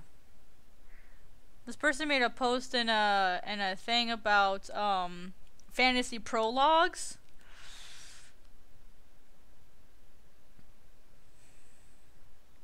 And this person basically slams like how overdone they are. And how like they don't actually convey animation and da da da da da. Like, I get it, but jeebus. Like, they basically just like tore this person apart. So mean. What, Dink? I can't go this year. Dink is it's the Denver International Comic and Art Expo. It's basically sort of like an indie comic convention in Denver, Colorado, and Colorado is where I'm originally from, so that's why I was there for the very first year of it, and so I get emails and stuff. I'm considered a founding artist member, so it's okay. I want to go, I just can't afford to go.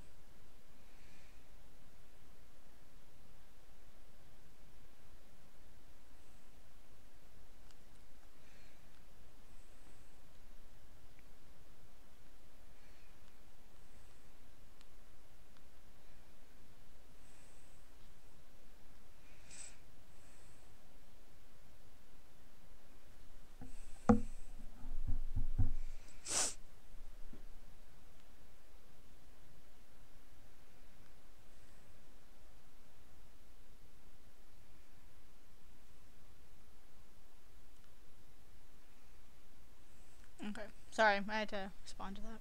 That was from Graphicsly, which is my sort of semi contract employer. So Graphicsly is one of the companies that I work with over the summer doing conventions and stuff, and he replied to my email about me not being able to go out this summer. So I was just replying to him. So thank you for being patient. Your cat eats cables.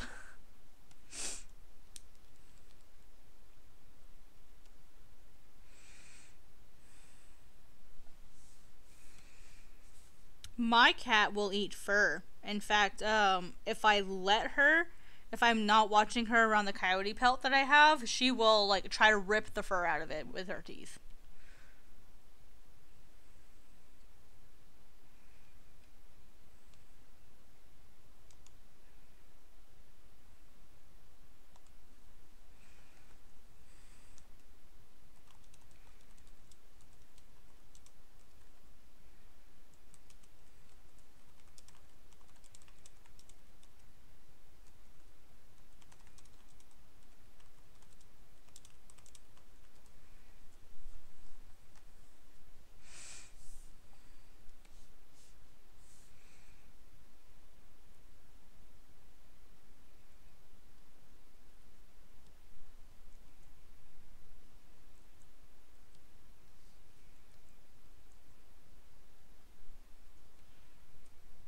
Okay, good. I just wanted to double check. It's telling me that its video output is low, and there's really no reason for it. There's really no reason for it to be low.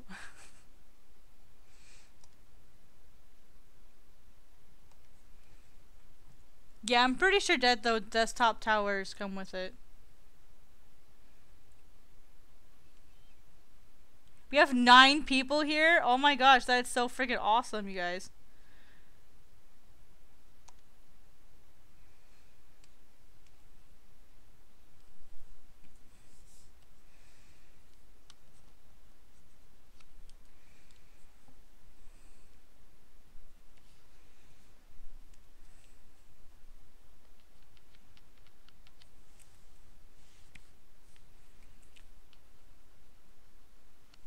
Hi, mysterious other people who aren't talking. I appreciate you.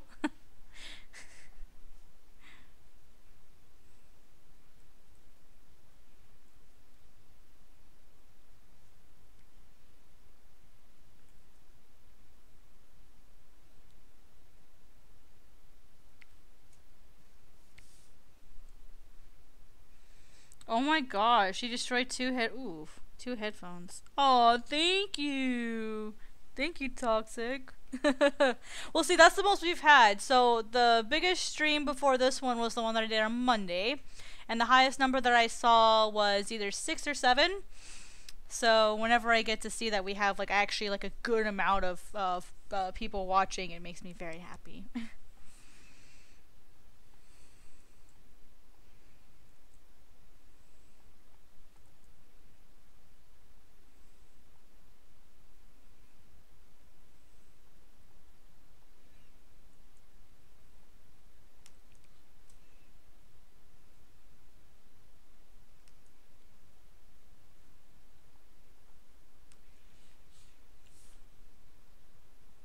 Okay, that'll be the change point.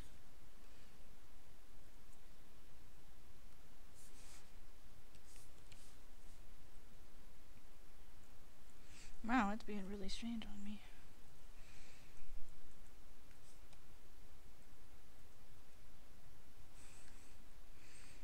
What's actually really neat is usually like these belly scales are never like perfectly even every time. And so they're super easy to do because they're never ever going to be perfect every time. So they're always really fun to do. I learned that when I was in my designing nature course.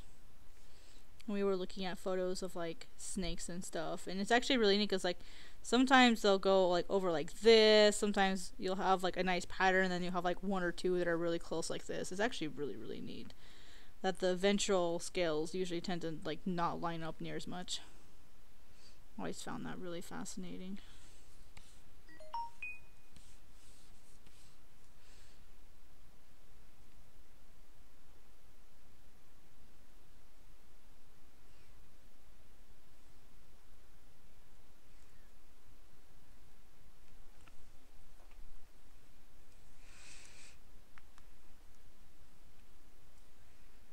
Let's look for more Pokemans.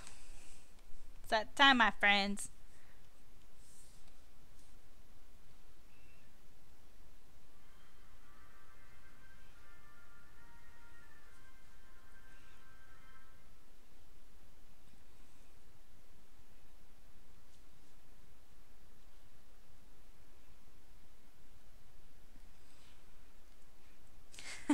Verizon bill. Actually, I paid my Verizon bill.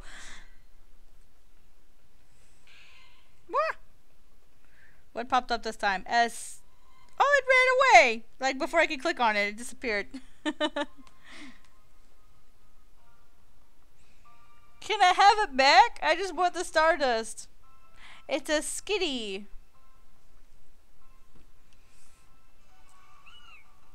I love the noise it makes.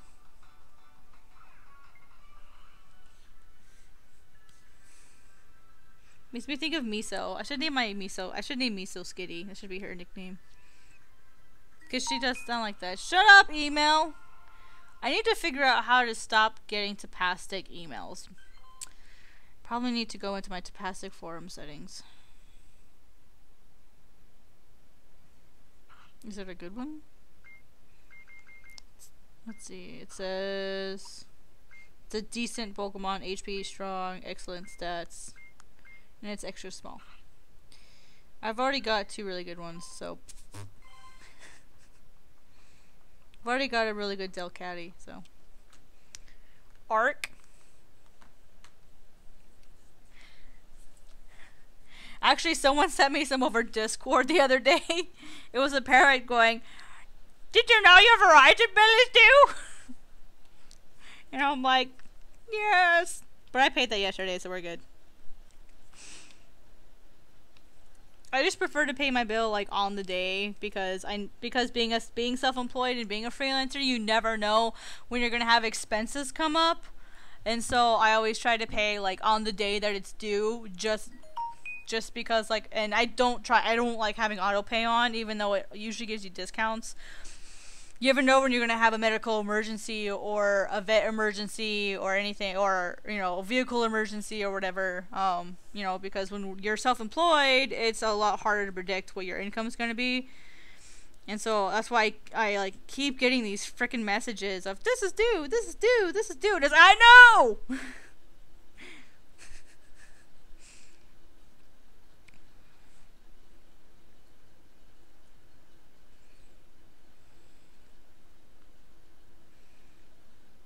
Same thing with my student loan payments. It's like, your student loan payment is due. It's like, yeah, I know.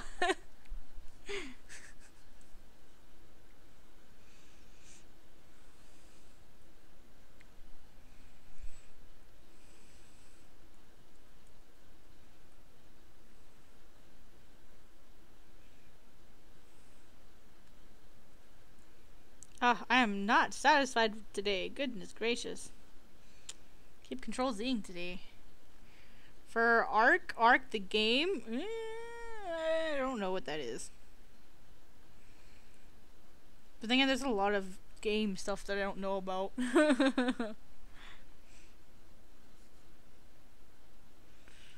I don't even know what song that's to.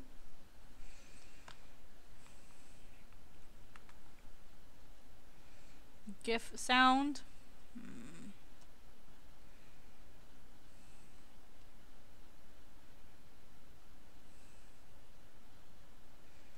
Aw, that's a cute little doggy. Okay, we can show that one. That one's cute. The dog just high fives. It's so adorable. With its tongue hanging out. My cat, Miso, does that. Like, if you interrupt her while she's giving herself a bath, she'll look at you with her tongue hanging out like, it's so cute. Dun, dun, dun, dun, dun, dun. Oh, I guess I should ask. I haven't asked yet. Does anyone have any questions? What?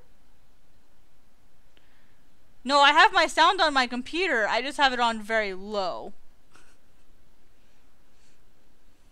So, heh. It's like that kid from Simpsons. Heh. I can't do it very well. Sorry. Ha ha. Or something like that. I don't know. I haven't seen Simpsons in forever. I really need to go watch it again. No. See. Now I'm highly suspicious. It's like, you know, it's like you look at this and you're like, hey, highly suspicious. Or no, wait, no, it's like, wait, no, it's wrong. It's wrong.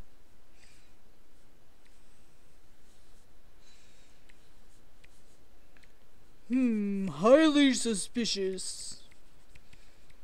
What? Like, apparently I can't spell suspicious. Suspicious. No. You're not my mom.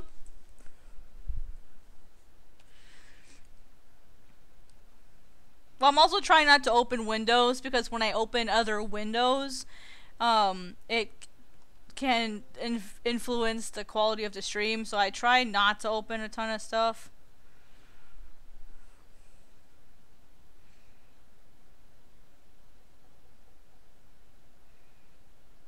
I don't get it. It's just like a thumping noise.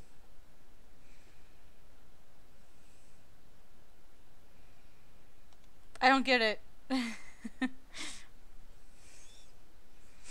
It's just like a knocking noise when like the dog like pats them. I don't get it. Yeah, it's knocking. I don't get what the point of that with the GIF is. Is it like an inside joke that I'm not aware of? Is there like some joke between the two, like a dog hitting someone's hand and is it a joke I'm not aware of? I'm sorry, my humor is really bad. I'm the sort of person that you have to explain jokes to. Because I'm like, I don't get it. Oh, see, I do have headphones on, but I knew that, yeah, see, I had headphones on, so I knew it was coming from my headphones. I have a headset that, is basically like this.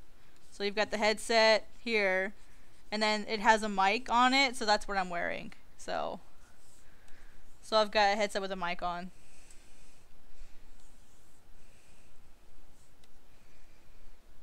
I know I'm a gamer and I'm a non-gamer and I have a gamer headset.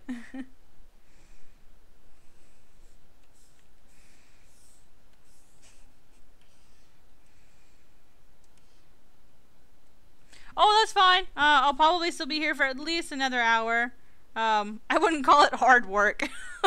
I'm kind of yapping the whole time. I'm sorry. I should be done with the inking by now. But like I said, I'll definitely have this done for you at some point today. So keep an eye out on your Instagram.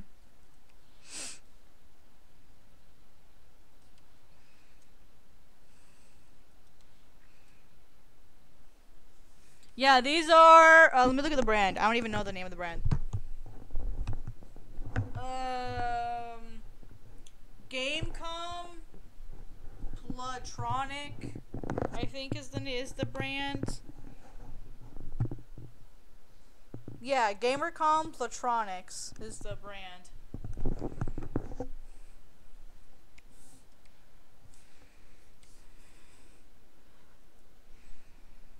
It just sucks because I have cats and like you know how you have like the soft things around them? Like I have cat hair all over them because there's 4 freaking cats in this house. Ugh.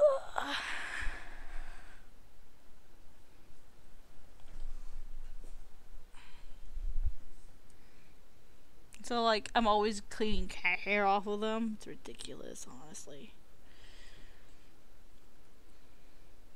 How long is this tail? Oh my goodness. And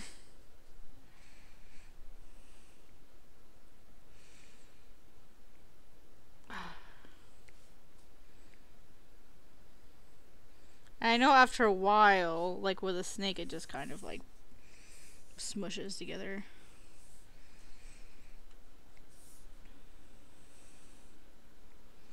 See, that's why people should handle snakes if they want to be able to draw reptiles and dragons, so that they understand how the scales work.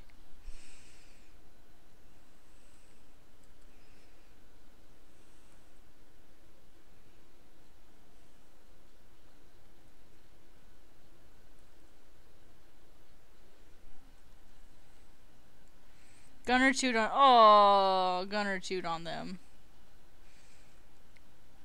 You... Yeah. When I volunteered at the Columbus Zoo Aquarium, I used to help handle a black rat snake. named Michael until we figured out it was a Michelle. I don't know how they got that one wrong, but they did. We thought it was a Michael, and so we put it in a container with another male. Well, you can guess what happens. We saw suddenly Michael had a bunch of eggs, and we're like, what?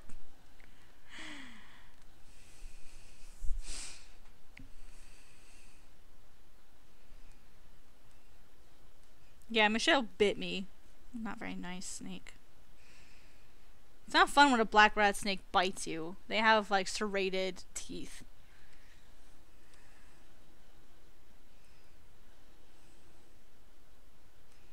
Yeah, at least she wasn't venomous.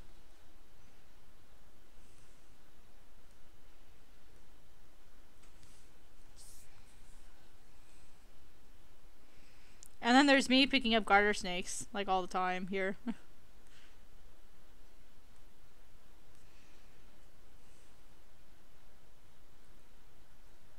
Oops. What the what? What the what?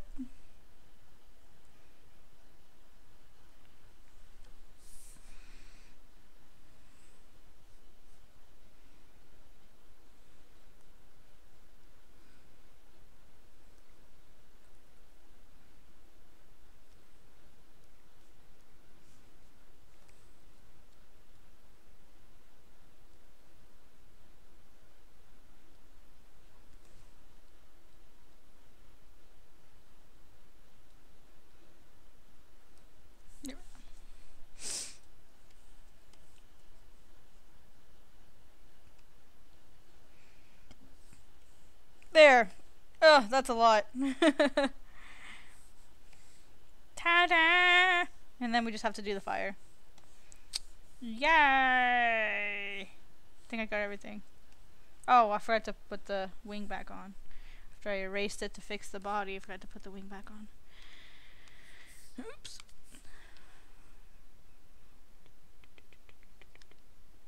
Whoops. Too much.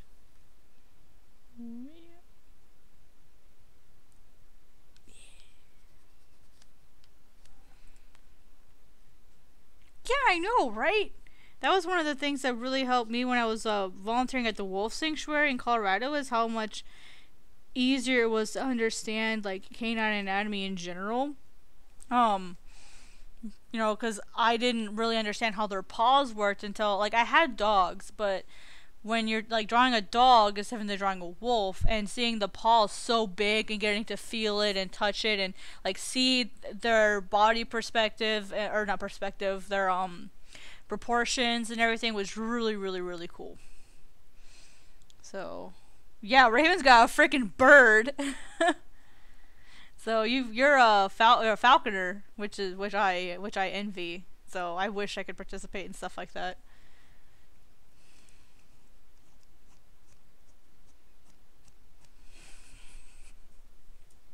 Okay, I think we're good.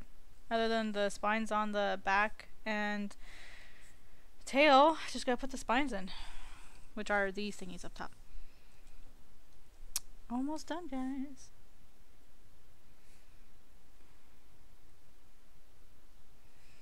Because of the angle here, we're not going to be able to see all of it. Just like drawing waves. Okay, and we won't see it there, but we'll probably see a little bit of it here. We'll definitely see it around here.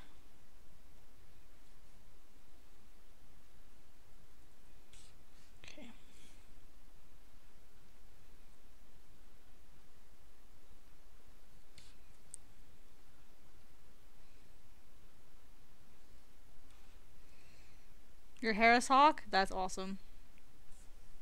They're pretty birds. We see them occasionally out here in South Dakota, but not very often. We see a lot of pheasants. Oh my goodness, we saw so many pheasants the other day.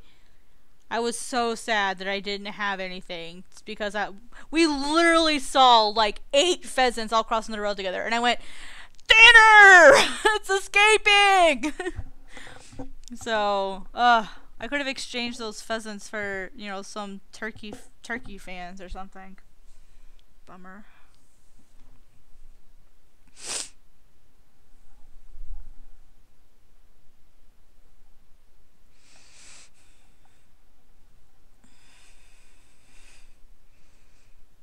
Yeah, we have a ton of them out here. In fact, I'm not sure. I think pheasant season. Yeah, it's still. I'm pretty sure we're still currently in pheasant season. I think.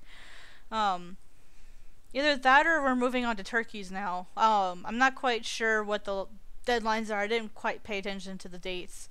But yeah, there's a lot of pheasants here this year. Last year was really, really bad for pheasants. There just weren't that many unless you would pay someone to go on their private land to go hunting. There just wasn't a lot of them. But this year, there's a lot of pheasants this year. So if you ever want to come pheasant hunting, this is the perfect place. It's one of them.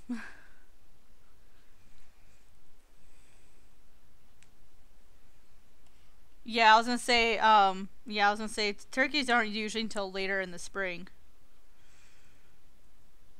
I was so mad because I had someone who was going to give me a turkey fan in return. So one of the people at the time I was working at the gas station, and the person who goes turkey hunting needed 2 days off. Well, I worked his weekend, which meant that I worked 7 days. I worked my 5 days, and then I worked his 2 days, and then I worked my 5 days. And so in return for working his 2 other days, which meant that I now worked 12 days in a row without a day off, I was going to get some turkey fans, and he didn't give me the turkey fans. I was like, dude, I'm the one who gave you the time off so that you could even go get the turkey fans in the first place. So that was kind of disappointing. But that's okay. I mean, he had a lot of really good stories about it. So, yeah, I know, right? Because I was like, dude, I could paint those. That's one of the few legal feathers you can have.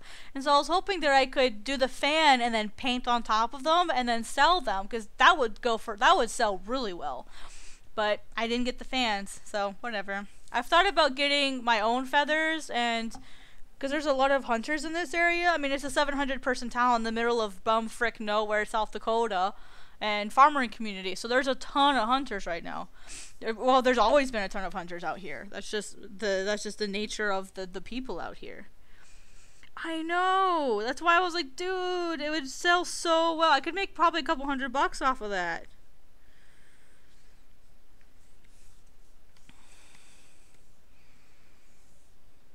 Yeah, I was kind of mad at him for a while after that. I was like, dang it, Merlin! But that's okay.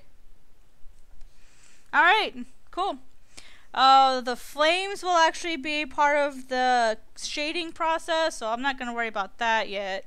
So I'll probably go in and get the, let's see. Hi, Sookie! Hi! Sookie's one of the cats. Hi, baby! I know you think it's dinner time, but you're like an hour and a half too early, baby. What? She's like, I just want pets. I just want pets. Well, see, Toxic, it's different out here. We don't kill for sport. We kill because we actually use the things that we kill out here. So, for example, the turkey, people actually use the turkey. And then because there's a lot of hunters out here, there's a lot of taxidermists that are in this area. And so a lot of us will give whatever we don't use to the taxidermists, and they can use it to either make cool things or to help with, you know, maybe they get a bird that got something damaged. They can use those parts, you know, as extras. So we look at it, yeah, I know. For some people it's really, really hard.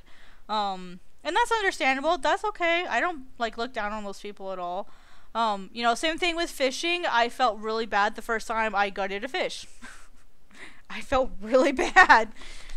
But I looked at it as I gotta eat, and I caught the fish, and I am preserving the fish for winter time. Oh gosh, cat jumped in my lap. Hi, kitty. Hi. Yeah?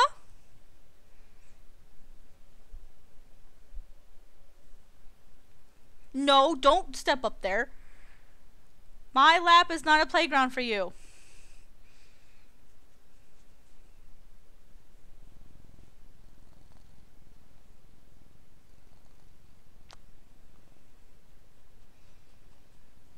You're welcome to sit right there. If you step up anywhere else, you better not step on the laptop. Alright, so I'm going to save this because the inks are done. Yeah, exactly. Don't, like, let it sit there and suffer. Like, do it quick and easy, get it done. But the very first time that I killed the fish was really sad, because the fish was still alive when I chopped it, and I felt so bad. And that's why the first thing we always do is we always cut off the head first. We don't like gut everything else first. We cut it off first. You know, and we try to make it quick. So yeah, I know, right? Cat would do that. Same thing with deer. That's why people talk about kill spots. It's not just because they're like a sick bastard and want to go, oh hey, aim for the kill spot. No, we're doing that because they wanted to quickly dispatch the deer as fast as you can. You know, it's the same concept. The only thing with fish though is you have to be really careful with fish, because if you dispatch away the fish too early, they could sit there and rot. And if it's a really hot day and you're out on the boat, you don't want your fish to go bad. And so sometimes with fish, you want to keep them alive until you get to wherever you're going to do the cleaning. So fish are the only other ones. That's why they have things like live wells and some of the like holding cages for fish that allow you to like put them in the water off the side of your boat. So because if you kill the fish too early, you're gonna ruin it. It's gonna go bad. With something like a deer or turkey or whatever, that's why you usually have to clean it like right away. Because I mean, you can't control a deer, you know. So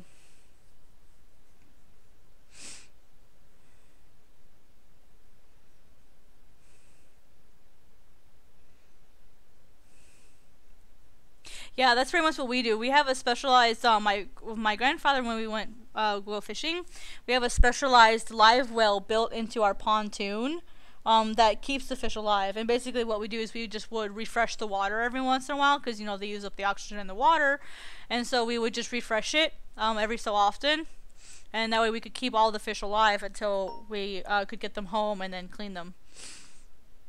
And that's the other thing that we did, is we stored all of that fish for the wintertime. In fact, there was a year where we went up to Canada and we did some fishing. We caught between the, about 10 of us, we caught about 700 fish. No, there was more than 10 of us, because there were 2 pontoons. So there was closer to a dozen of us, and we caught over 700 fish in about 2 weeks. And of course we split all the fish up among us. But, you know, like, when we would get back when we got back for the day, we'd all spend, like, you know, like an hour or two just cleaning everything we got that day. And then we would put them in bags, we'd vacuum seal it.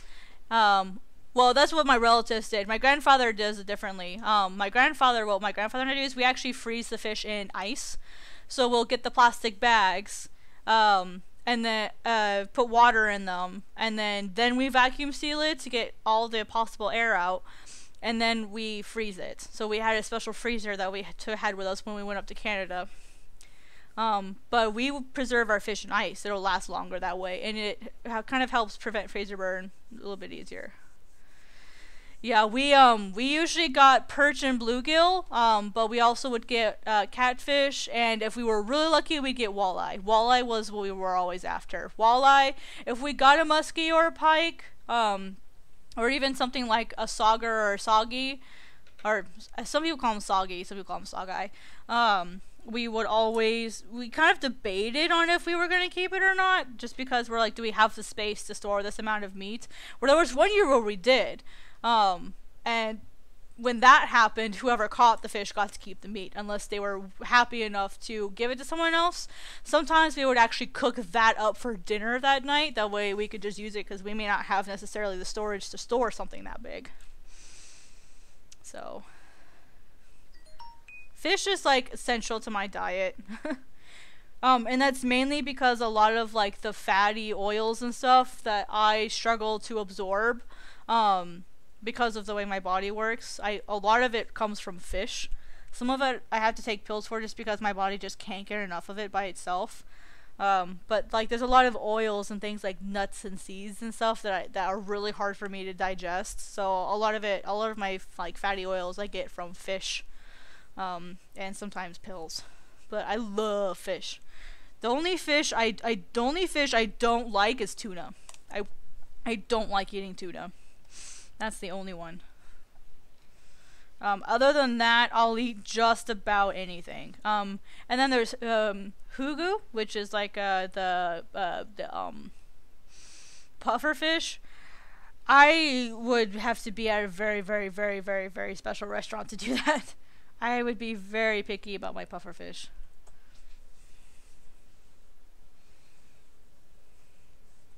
Yeah, lots of panfish. Yeah, I can understand that. And that's kind of a big issue that we have in Colorado because Wyoming is right north of us. And we do have some wolves that come into Colorado from Wyoming because we actually have a pack that's kind of in that area, closer to the border.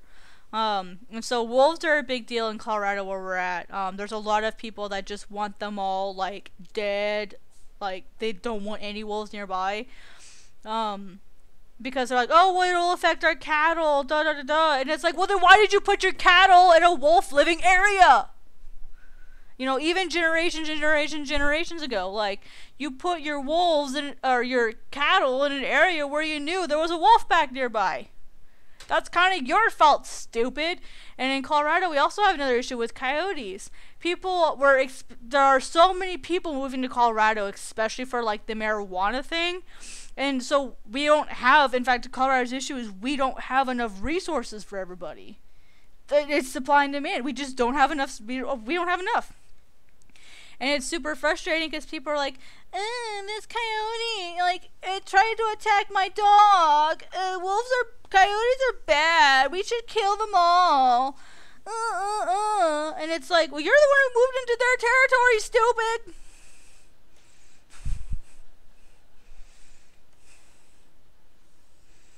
You know, they don't have any understanding of the difference between, like, oh, this human moved into my territory, I have to leave now. They don't understand that. And it just makes me so angry when people are like, okay, there's a hole in here somewhere. Where's the hole? Oh, there it is. That's a big one. It's super frustrating to me because it's like, you humans are stupid. Oh, there's another one right here that I didn't catch.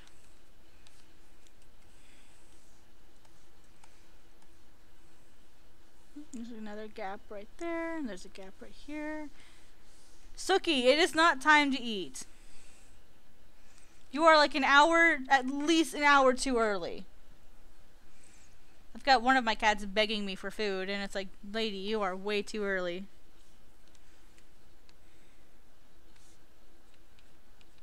I just have to watch the time. Because I do have some things I gotta do today around the house. Before my mom gets home. There we go. Whatever that hole was, I fixed it. That's good. Okay, there's another one up here. So there's one up here. Is there another one? I think that's the only other one that I have. Suki, you coming up onto the table is not gonna make me want to feed you.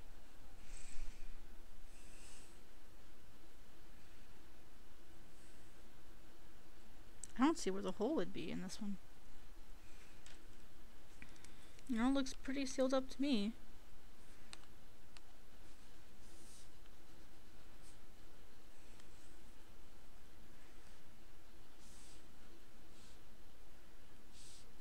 Unless they're counting this.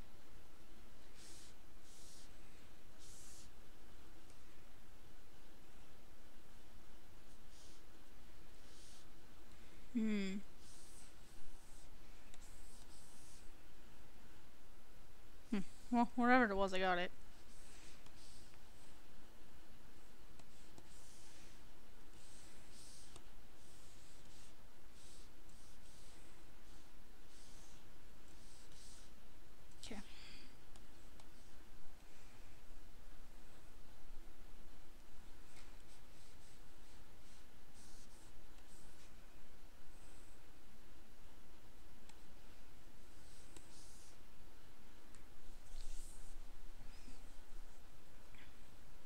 Well, yeah, because if it comes to your front door, I can totally see that. That's one thing. Well, what we're talking about is the people who go out and kill wolves just because they see it scouting out cattle or because they hear a wolf in the area. They think that, oh, well, we have to kill the wolf. And it's like, I get if it's threatening your cattle, like, it could become a problem wolf because, once they obtain the taste of something, they're gonna think they can keep doing it. Like, that I can understand. But these are people who kill wolves when they're not even bothering them. They just know that there's a wolf in the area, and then they automatically want to go out and kill it. That's more what I'm talking about.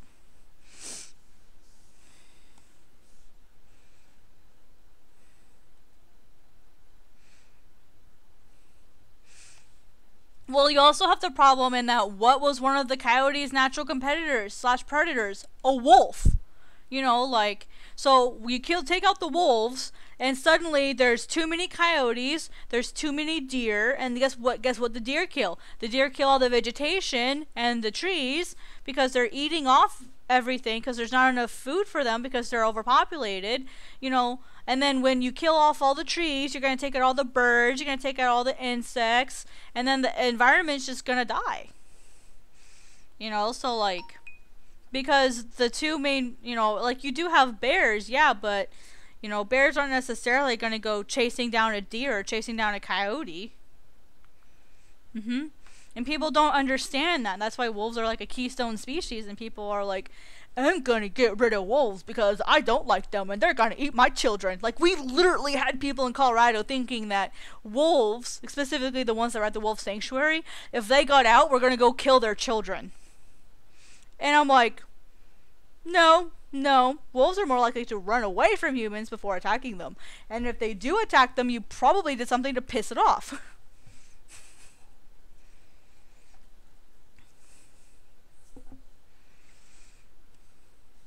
And then everyone looks at me and they go, you're just a tree hugger. It's like, no, I took an ecology class and paid attention.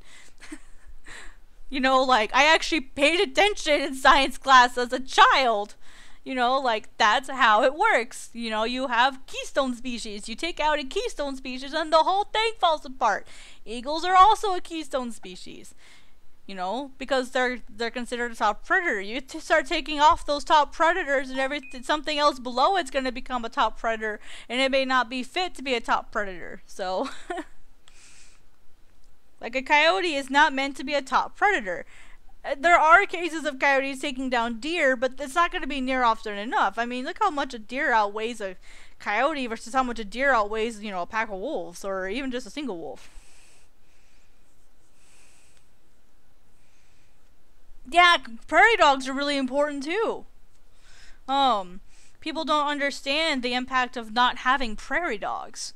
I mean, prairie dogs can be a problem, but they can also be a solution. It just depends on the balance that they have, and that's why you need to have balance with everything. And if you have too many people moving in, disrupting the ecosystem, and that's why I hate to tell people we need to stop having babies. I'm gonna stop talking politics, but like, people don't understand this idea of humans need to start start controlling themselves.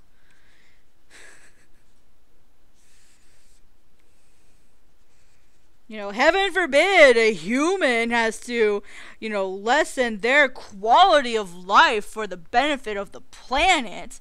Holy moly, what a radical idea!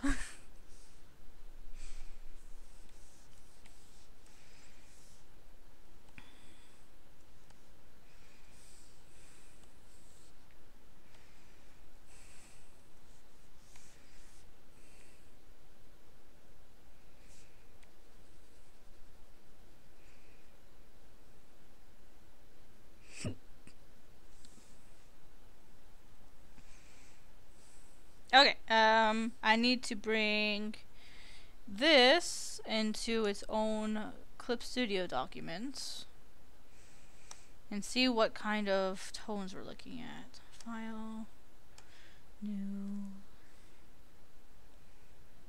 I don't think it needs to be that big, but...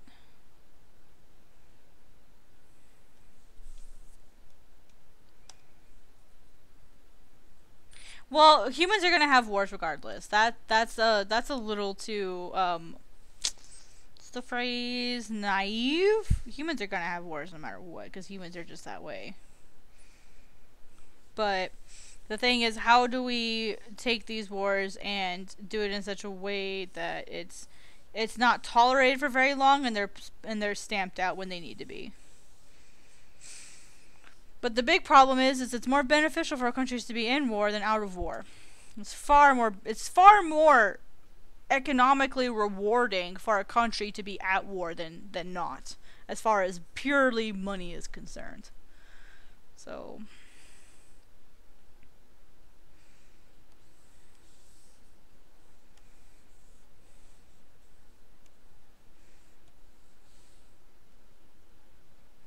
that's why it's such a complicated issue. Yeah, that's pretty dark.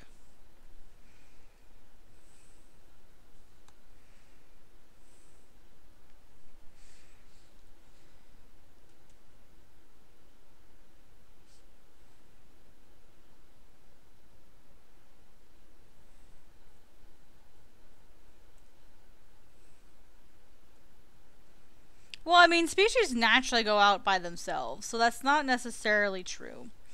A lot of species just go out by themselves. I mean, look at evolution before humans. I mean, it happens. I mean, now with people, it's going out a lot faster, but, you know. So in one sense, yeah, in one sense, no. They just wouldn't be going out as fast.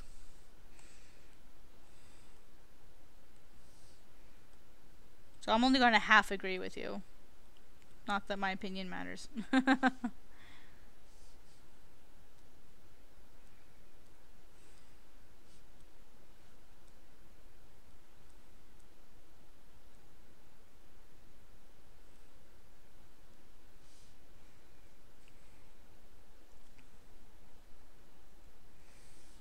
we go. I was wondering why I couldn't see the screen tone.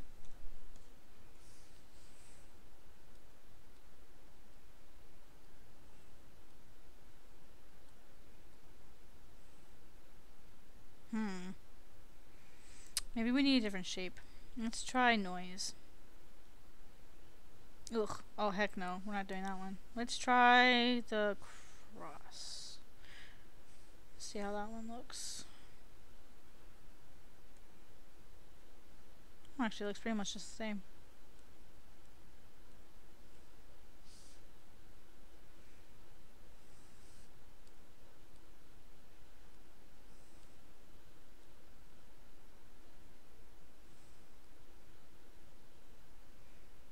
Actually, I like that right there. That looks nice.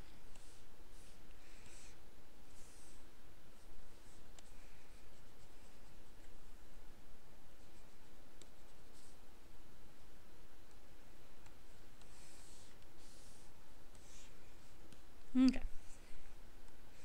So this will be white.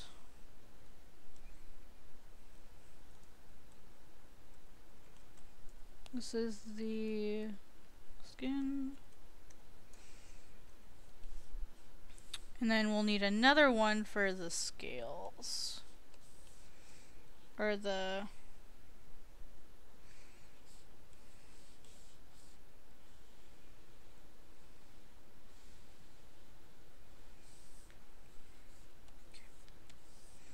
set up a lighter tone. Even though it's gonna look darker temporarily. So let's do that really quick. Let's get rid of that.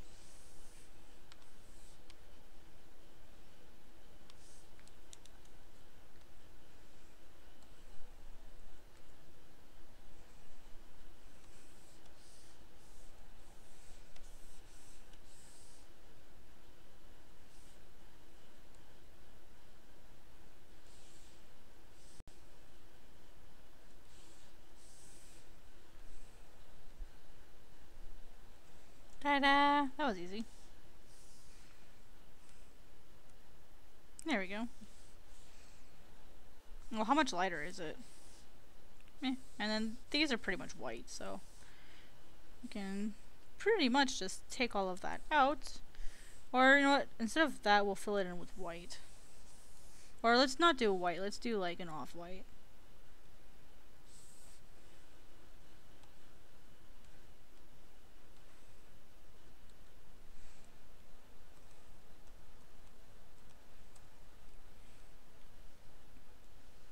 Oh, it's super easy. It's super easy. I'll show you. It's really, really, really easy. So here is, so I'll show you guys really quick screen tones. I've done this one a few times, but I get this question a lot, so I'll show you guys.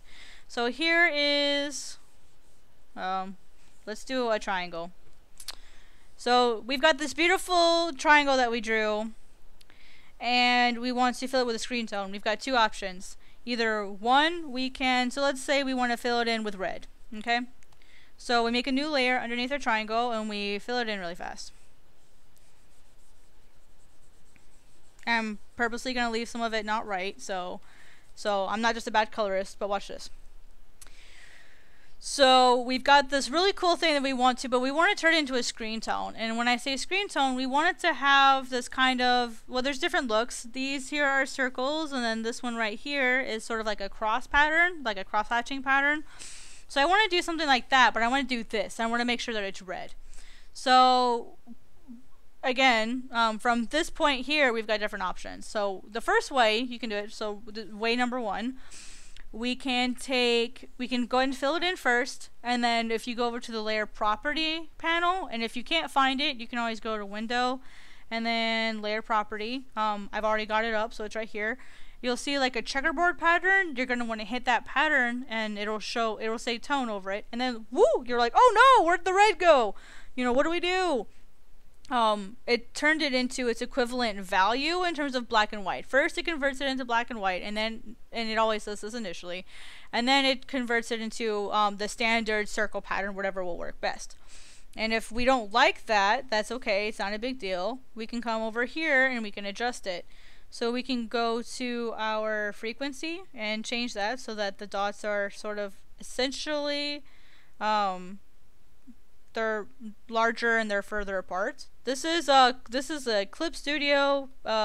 This is Clip Studio Paint, and then I use the EX version. But screen tones are available in all in both versions, because there's a Pro and then there's an EX. Screen toning you can use in both. So if you're wanting to screen tone, it doesn't really matter which one you want. Really, the only reason it matters which one you want is if you want to do some animation, or if you're doing a manga and you want to have Clip Studio kind of keep track of all the pages for you, which is called story mode. But that's not an issue. But anyway, so we have the screen tone that we made, and we're like, oh man, like that's not the way that I wanted it. That's okay. Like I said, we'll just go into these settings and we'll change them. And if say, oh well, I don't want to use, you know, I don't like the density, you can always change that. You can also make it so that the density, in other words, like how light or dark it is, how dense everything is together, you can also change how you want to set that up. And say, oh well, I don't really want a dot pattern, I want to have a line pattern. Well, we can change that too. So because everything is so close together, there, so now you guys can actually see the line pattern, and you can see what it's doing is it's basically taking, since we colored something in first, what it's doing is it's taking that color and it's putting white lines through it to change the frequency of it so that it looks a little different. Now you're like, but wait, I wanted it to be red. Well, that's easy. All you do is you come up here, so again to your layer property panel, and you hit layer color. And first it'll just do a standard kind of blue default. And the reason why it's doing that is the standard blue color in manga is like a non-photo blue, non-repro blue, which is something you wouldn't see. And so that's kind of the reasoning for that. That's kind of like a formally artsy thingy. But we want to use the red option, you know, because we have red. So we've got our color selected in here. Or right here specifically, one of these two. Whoopsie. Oops, hang on. I accidentally double tapped it. we'll scroll down to our layer color and we can change that. So we can put in the red. That's really cool, yeah? Well, the sub is basically the white line, so if we want to switch that, we totally can. So now, instead of the think of it this way. Think of the layer color as the color of the fill that's around it. And if you use white, I mean, I could put in green if I wanted. Oh, there we go. You know, you can really customize these colors to anything you want. But I wanted to have the red fill and then to have the white lines go through it. So that's one way of doing it. So you can adjust these as you go. It's not this big deal. You can pretty much adjust it. But say you want to do what I did and you want to have your selection first. So let's make a new layer and I'm going to make a selection here. And I'm going to, when you make a selection, you have this bar that pops up at the bottom. And you can hit the tone tool. You hit new tone. And what this does is this actually brings up your tone settings right away. And if you know what you want, great. I'm going to say that I don't know what I want yet, and I'm just going to hit OK, because I don't know what settings I want. So now, again, we've got our layer down here. If you actually, I want to show this real quick. This here is telling you that it's a smart object. It's a 3D smart object. This is kind of like your clipping mask, and this checker here just tells you that that you've got screen tone turned on for this layer. And then if we turn layer color on, you see how we have these two things that pop up. That tells you that you have your layer color option turned on, and it shows you what your colors are. So if we go back to our layer color option and we change it back to red, you see down here that this changed. So if you're wondering why it looks weird or why it looks wrong or you're not sure what color is on which layer, that's why I really love this down here, is it tells you, oh hey, on this layer you have, you know, your layer colors as red and white. And you're like, oh wait, no, I wanted it the other way. You can go, oh, I can just, you know, change it. So if I change that to red and then change this to white, it flipped. So that's really, really, really helpful. So that's kind of how you read this down here. And then, but the same thing applies. So let me get these back to the before. Whoopsie. So we've got this here. Now, what's a little bit different is which is why I prefer to do it this way. When you do it this way, you notice how our density settings are different when I do it this way. It's not using the layer that it's not using the color that I had already laid down. It basically gives me a completely different set of options, which is really, really neat. So to show you, I'll lower the frequency.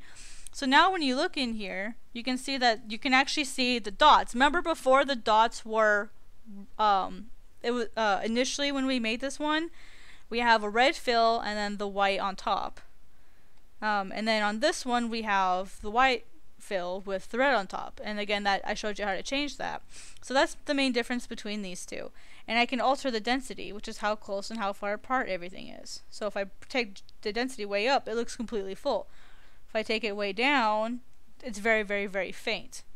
So that's one option. And same thing here. You can still change the angle. So say I want a line instead, and I'll kick up the frequency and I'll kick up the density a little bit.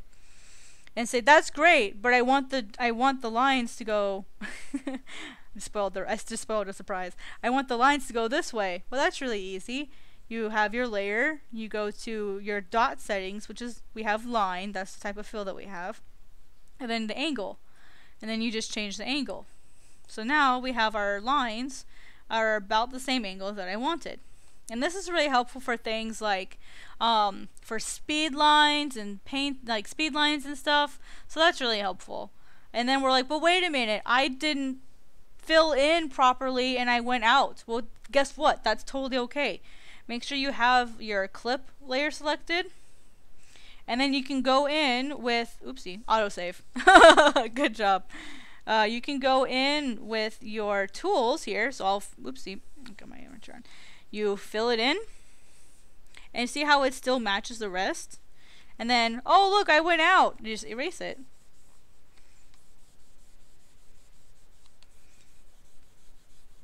And so there, you've got a really easy to do screen tone.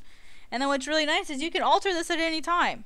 You know, at any point in the picture, you can go back to the screen tone as long as you still have the actual screen tone layer and you haven't flattened it yet or rasterized it. You can still go in and edit it at any time, which is why I really, really, really love this, is it makes it so much easier. It just makes life easier. So, yeah, I mean, look at that. Look how cool that is. So, yeah, it's awesome. That's why I like to use Clip Studio versus something like Photoshop, where you have to create your own screen tone. Yeah, that's what the streams are for. They're for people to come in and get help. So, no worries, guys. So yeah, so that's that's basically how that works. It's not super complicated, but it can be kind of tricky at first if people aren't used to using screen tones or halftones or zipitones. They're all pretty much the same thing. So that's why what I did here is I turned this image into black and white, so that as I'm putting it into screen tone, I can still roughly match the colors. Now this one I'm making purposely a little bit lighter than the original. And that's only because of the line art. I've got a really nice thin line art, so that's the only problem with screen tones, is sometimes it can affect your perception. The value can get a little wonky. But if I wanted to adjust this and if I wanted to adjust this a bit more, I totally could. I could make it darker. I could make it black if I wanted. I could make it white if I wanted. You know, so it's just learning how to use these. So if I really were doing it proper, that would probably be about the right screen tone for it. So, but I'm going to make it a little bit lighter for right now, just because it's easier to see, and I can always adjust it as I go. That's why I usually work lighter than I will, and I'll kind of adjust everything at the final. I'm sure you guys have noticed that I work with my opacity a lot. I'm always changing it. So, yeah, it's pretty neato.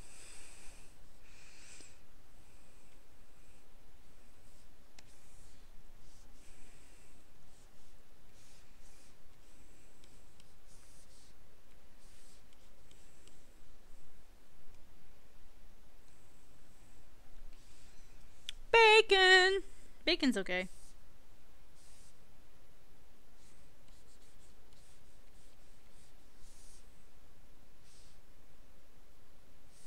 Wondering why that looked colored.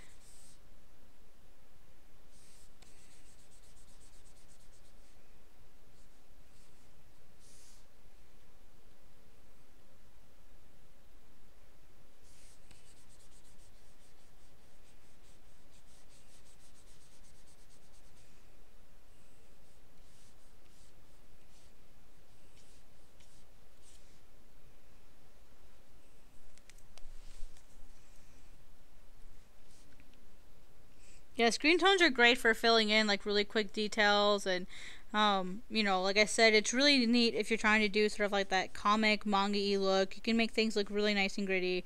The other thing I really love about Clip Studio is the assets panel, which is really, really, really handy. You can create all kinds of like automatic brushes that include color in them. So like, for example, if I wanted to do, say I want to draw some shamrocks. Let me get my... Say I want to draw some shamrock flowers, or some greens. That's pretty neato, yeah? And say I want to do some flowers, but I don't want the flowers to be pink. So I can go in and say, well, I want my shamrocks to be purple. Or the clover flowers. I want my clovers to be purple. Well, these two colors that you have customize that. So now I've got purple one, or I've got blue ones. But I'm like, wait, no, I wanted them yellow. Oopsie. Now I have yellow ones. They look like Lay's, don't they?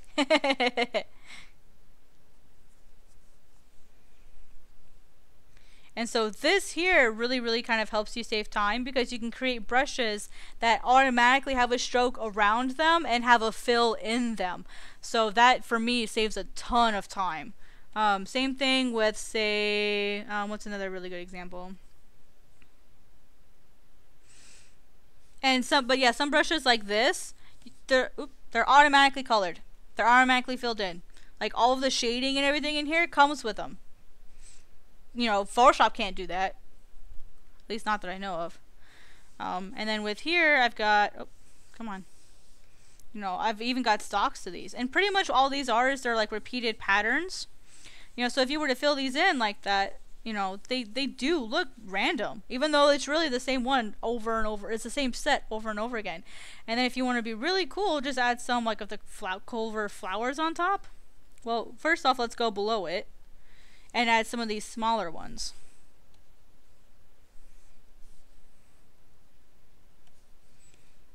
So let's, you know, fill it in with maybe some of these other ones.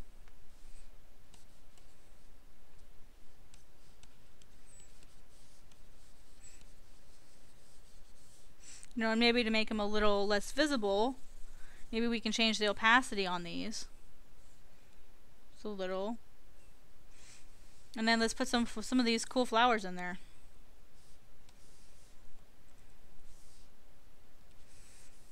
Or maybe we'll put some underneath so that they look like they're behind something.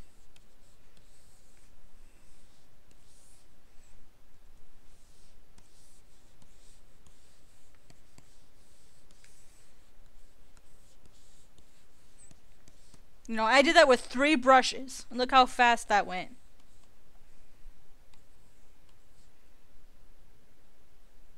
You could do a field of that very, very, very, very quickly.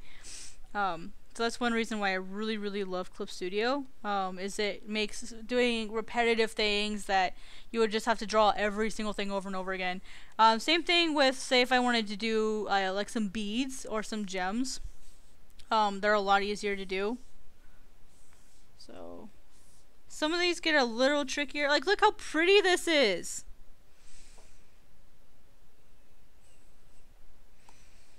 You know, like, that's... Imagine all you have to do is just go over this with like a custom color layer and just change the color of it. So let's say I want red instead. I want this gem to be red. I just go in here and edit, you know, this one, something like this would be a little bit harder to change. But imagine if all you had to do is go in there and then change the color a little bit. So let's go to, maybe not a multiply, like a, maybe like a pin light might be better. No.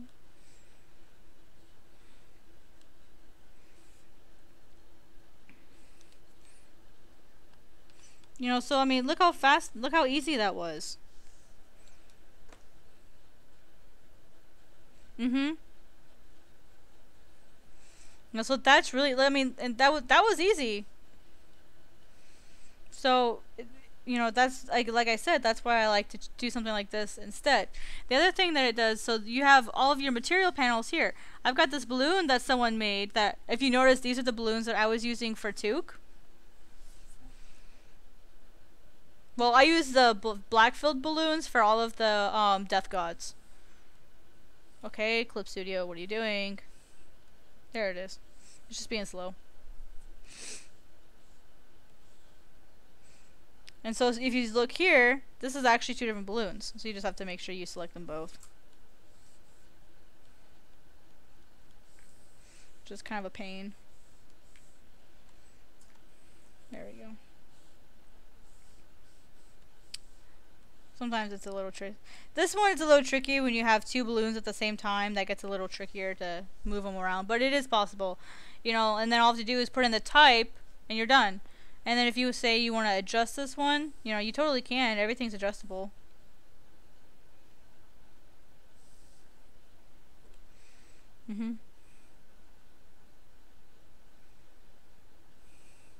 Yep. So, you know, that again, this is why I prefer Clip Studio. Is it, I don't want to say that it makes it easier to cheat, because that just sounds really bad, but it, you know, just it can make your life so much easier if you have something that you're drawing a lot of, or you want to create your own custom brushes that are either pre-colored or something that all you have to do is you go to a setting and you change you change the setting, and then the color fill is different. It makes it really, really, really easy. So, I mean, I've even gotten Nuke on Clip Studio now. So, and then you have these other items that you can drag and drop into Clip Studio, that some of them are vectorized. You can work with vectors in this program, which is what's really, really neat, is you can work with vector stuff. You know, so if I wanted to put butterflies in something, you know, this is a little harder to change the color of. Something like this you might have to change manually. Or, just like a regular layer, you can go into your color setting layer and change it. You know, so you kind of lose a little bit of it. So my recommendation for something like this would be to duplicate it and then change the layer color. And then from there, all you have to do is go in and like modify the layer beneath. So, you know, so that's one way of doing it. So there's different, yeah, there we go. So now it's all reds. And then all you have to do in here, you know, so there's workarounds. It might take a little bit more time, but I won't have to frickin' draw that butterfly every single time. You know, so it's pretty handy. You can even get backgrounds, manga templates, which is what's really cool. If you do manga or comics, they have all these templates in here. Well, it won't show because it's see.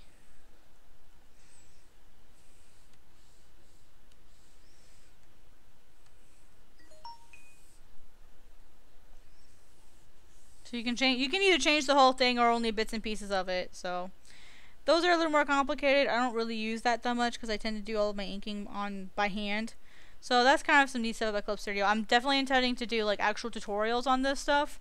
It's just I have to sit down and record it and like look up other videos to make sure I cover all the points. So, Clip Studio War 101.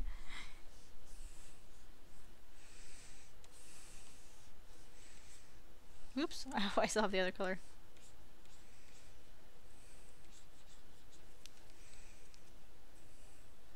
Oh shoot, you guys, I just realized what time it is. It's almost 4:30. I'm going to have to stop the stream in about 5 to 10 minutes. I've got some other things that I absolutely imperatively need to get done today, including getting a tutorial finished for the Project Educate, which I'm so excited about. Don't say I said anything. I'm really excited because I get to work on the Project Educate this week. So I've actually been working on it for, oh my goodness, at least a month now, trying to get the tutorial ready.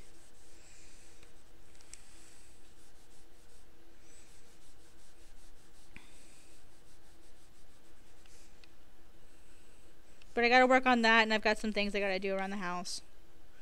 Earn my keep, as they say. Yeah, you can work with that, and then I believe, if I remember correctly, you can also export, if you do comics, you can export into the actual comic book format, which is really, really, really handy. Because there are some websites that prefer to use that format. Like, I know Metabang is one of them. I think they work with the actual, I think it's called CBR or something. There's an actual, like, comic book format that, or a comic book file format. And this works with pretty much just about anything. I don't know if it works with Sci files, I'd have to see, but with Sci you can always save it into Photoshop format and then open it in here, so that's kind of a workaround you can do. Just be really careful with, you know, file formats and that sort of thing.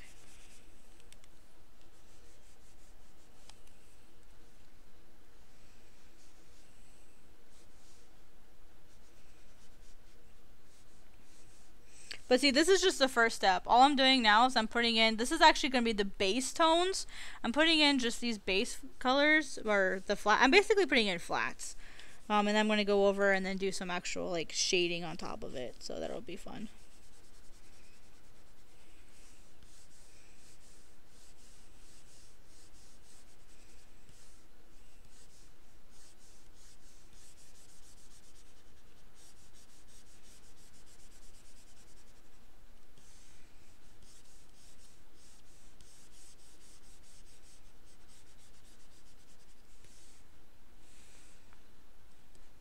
Yeah, they wanted me to do a tutorial on fur, specifically how I did the cell shading and the Auk and Coco pictures that I did. They want to know how I did that. Or at least that was what was asked of me, or like suggested. So that's what I'll be doing, is I'll be showing how I did that, which is pretty much what I showed you guys the first stream that I did. A lot of you guys weren't there, and that's okay. So what I'll be doing is I'll be doing the written out version of the tutorial and posting it on DeviantArt, and then I'm actually going to make, oh, there's a line here.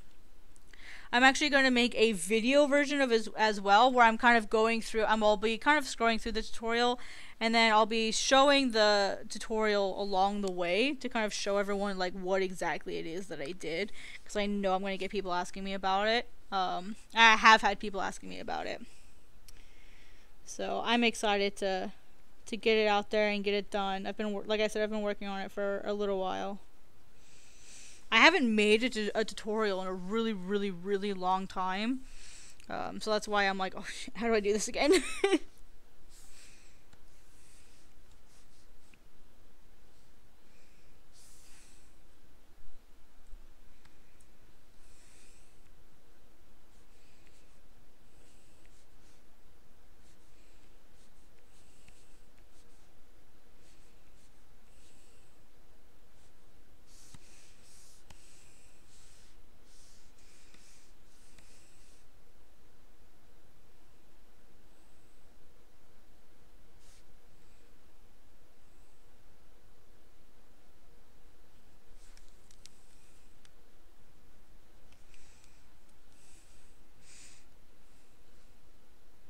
Yeah, so far the Project Educate staff has been really, really great. So they've been kind to me.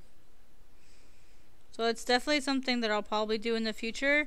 They actually mentioned, sorry, I keep hitting my mic. They actually mentioned that they wish they would have had me on Manga Week, Manga and Comic Week, but it was a little late for that. So I might go ahead and make that tutorial anyway, because I'm trying to make tutorials for the Art Crumbs page. So that'll be probably some tutorials that I start looking into once I get these commissions a little bit more under control. Because I really am going to need to open up soon. I've got some bills that I really, really need to get paid. And so yeah, it's kind of getting a little stressful now. So I really got to get some of those things taken care of.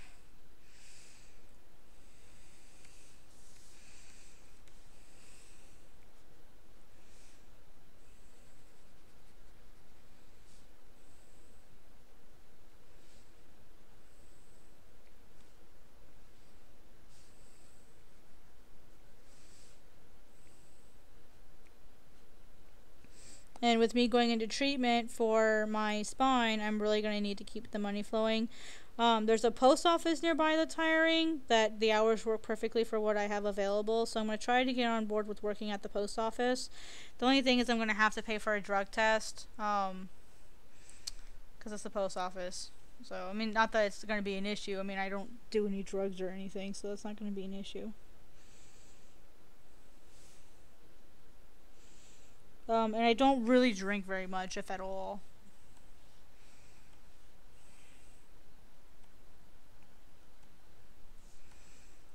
Oh, that's okay, Toxic. I was just saying that I'm actually going to have to stop here in like a minute because I've got some stuff that I gotta do personally.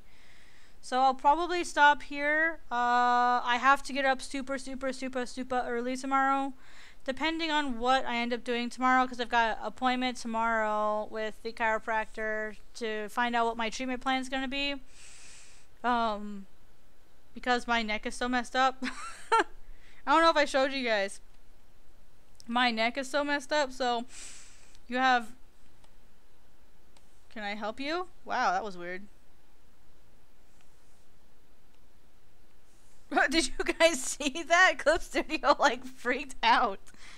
That was hilarious. So, you have your head, you've got your jaw here, and you've got, here's your eyeball. And then you have like your shoulders here, and then you have your neck, which curves like this, right? My neck doesn't curve like that. My neck does this. Like it goes up and curves a little. So this curve that I have right here, that's the opposite way. It's called reverse cervical lordosis. Basically that means that my neck bends the wrong direction. And there's a nerve. There's two. Raven, you can understand this. There's what's called your C1 and your C2, the atlas and axis vertebrae, and then there's a nerve that kind of comes in front of it off to the side. This nerve they think is getting pinched, and then my pelvis isn't square, so that's what I'll be getting treated over the next year or so. So I'm gonna need the money for the treatments, but they're giving me a really good deal. Anyway, I'm gonna save this and then I'm gonna deck out you guys. First, thank you so much for stopping by. I really appreciate it. It's a really short stream today. It's only 3 hours, so that's a. Can I help you? I'm just saying you can understand what I'm talking about. Let's do this as tones started. There we go. Well, I've been having a lot of pain, a lot of issues in my neck for a really long time. I've had a lot of gastric issues. I've had other immune issues. I've got actually 2 autoimmune conditions right now. I've got psoriasis and celiac. And now I've got leaky gut issues. My stomach is just all over the place. I'm gonna spare you guys the details. Basically a lot of gastrointestinal issues over the last couple years. I've had a lot of neck pain, a lot of lower back pain, which the lower back pain is, they're relating it to my pelvis being not square. And then the top, the upper neck, like between the shoulder blades and above, has been really tight, and they think that that's because my neck isn't correct. And they're thinking that it came from an accident that happened a couple years ago that I didn't really put anything to. Like, I didn't really think much about it. So, but they're wondering if, because there was some whiplash, but I didn't get it checked out. So, not formally anyway, because it didn't hurt, so I didn't think that I needed to. So, I didn't think about getting it checked out. Oh, what did I... You know, so that's not a big deal. But anyway, I mean, it is a big deal, because it's gonna, I'll just save it one more time. Yeah. It's gonna take a while to treat. It's gonna be like at least a year. That's what they said. It'll be at least a year, but they're gonna give me the exact details tomorrow. So I gotta get up early. So there will not be a stream tonight. Someone just sent me a message over Discord.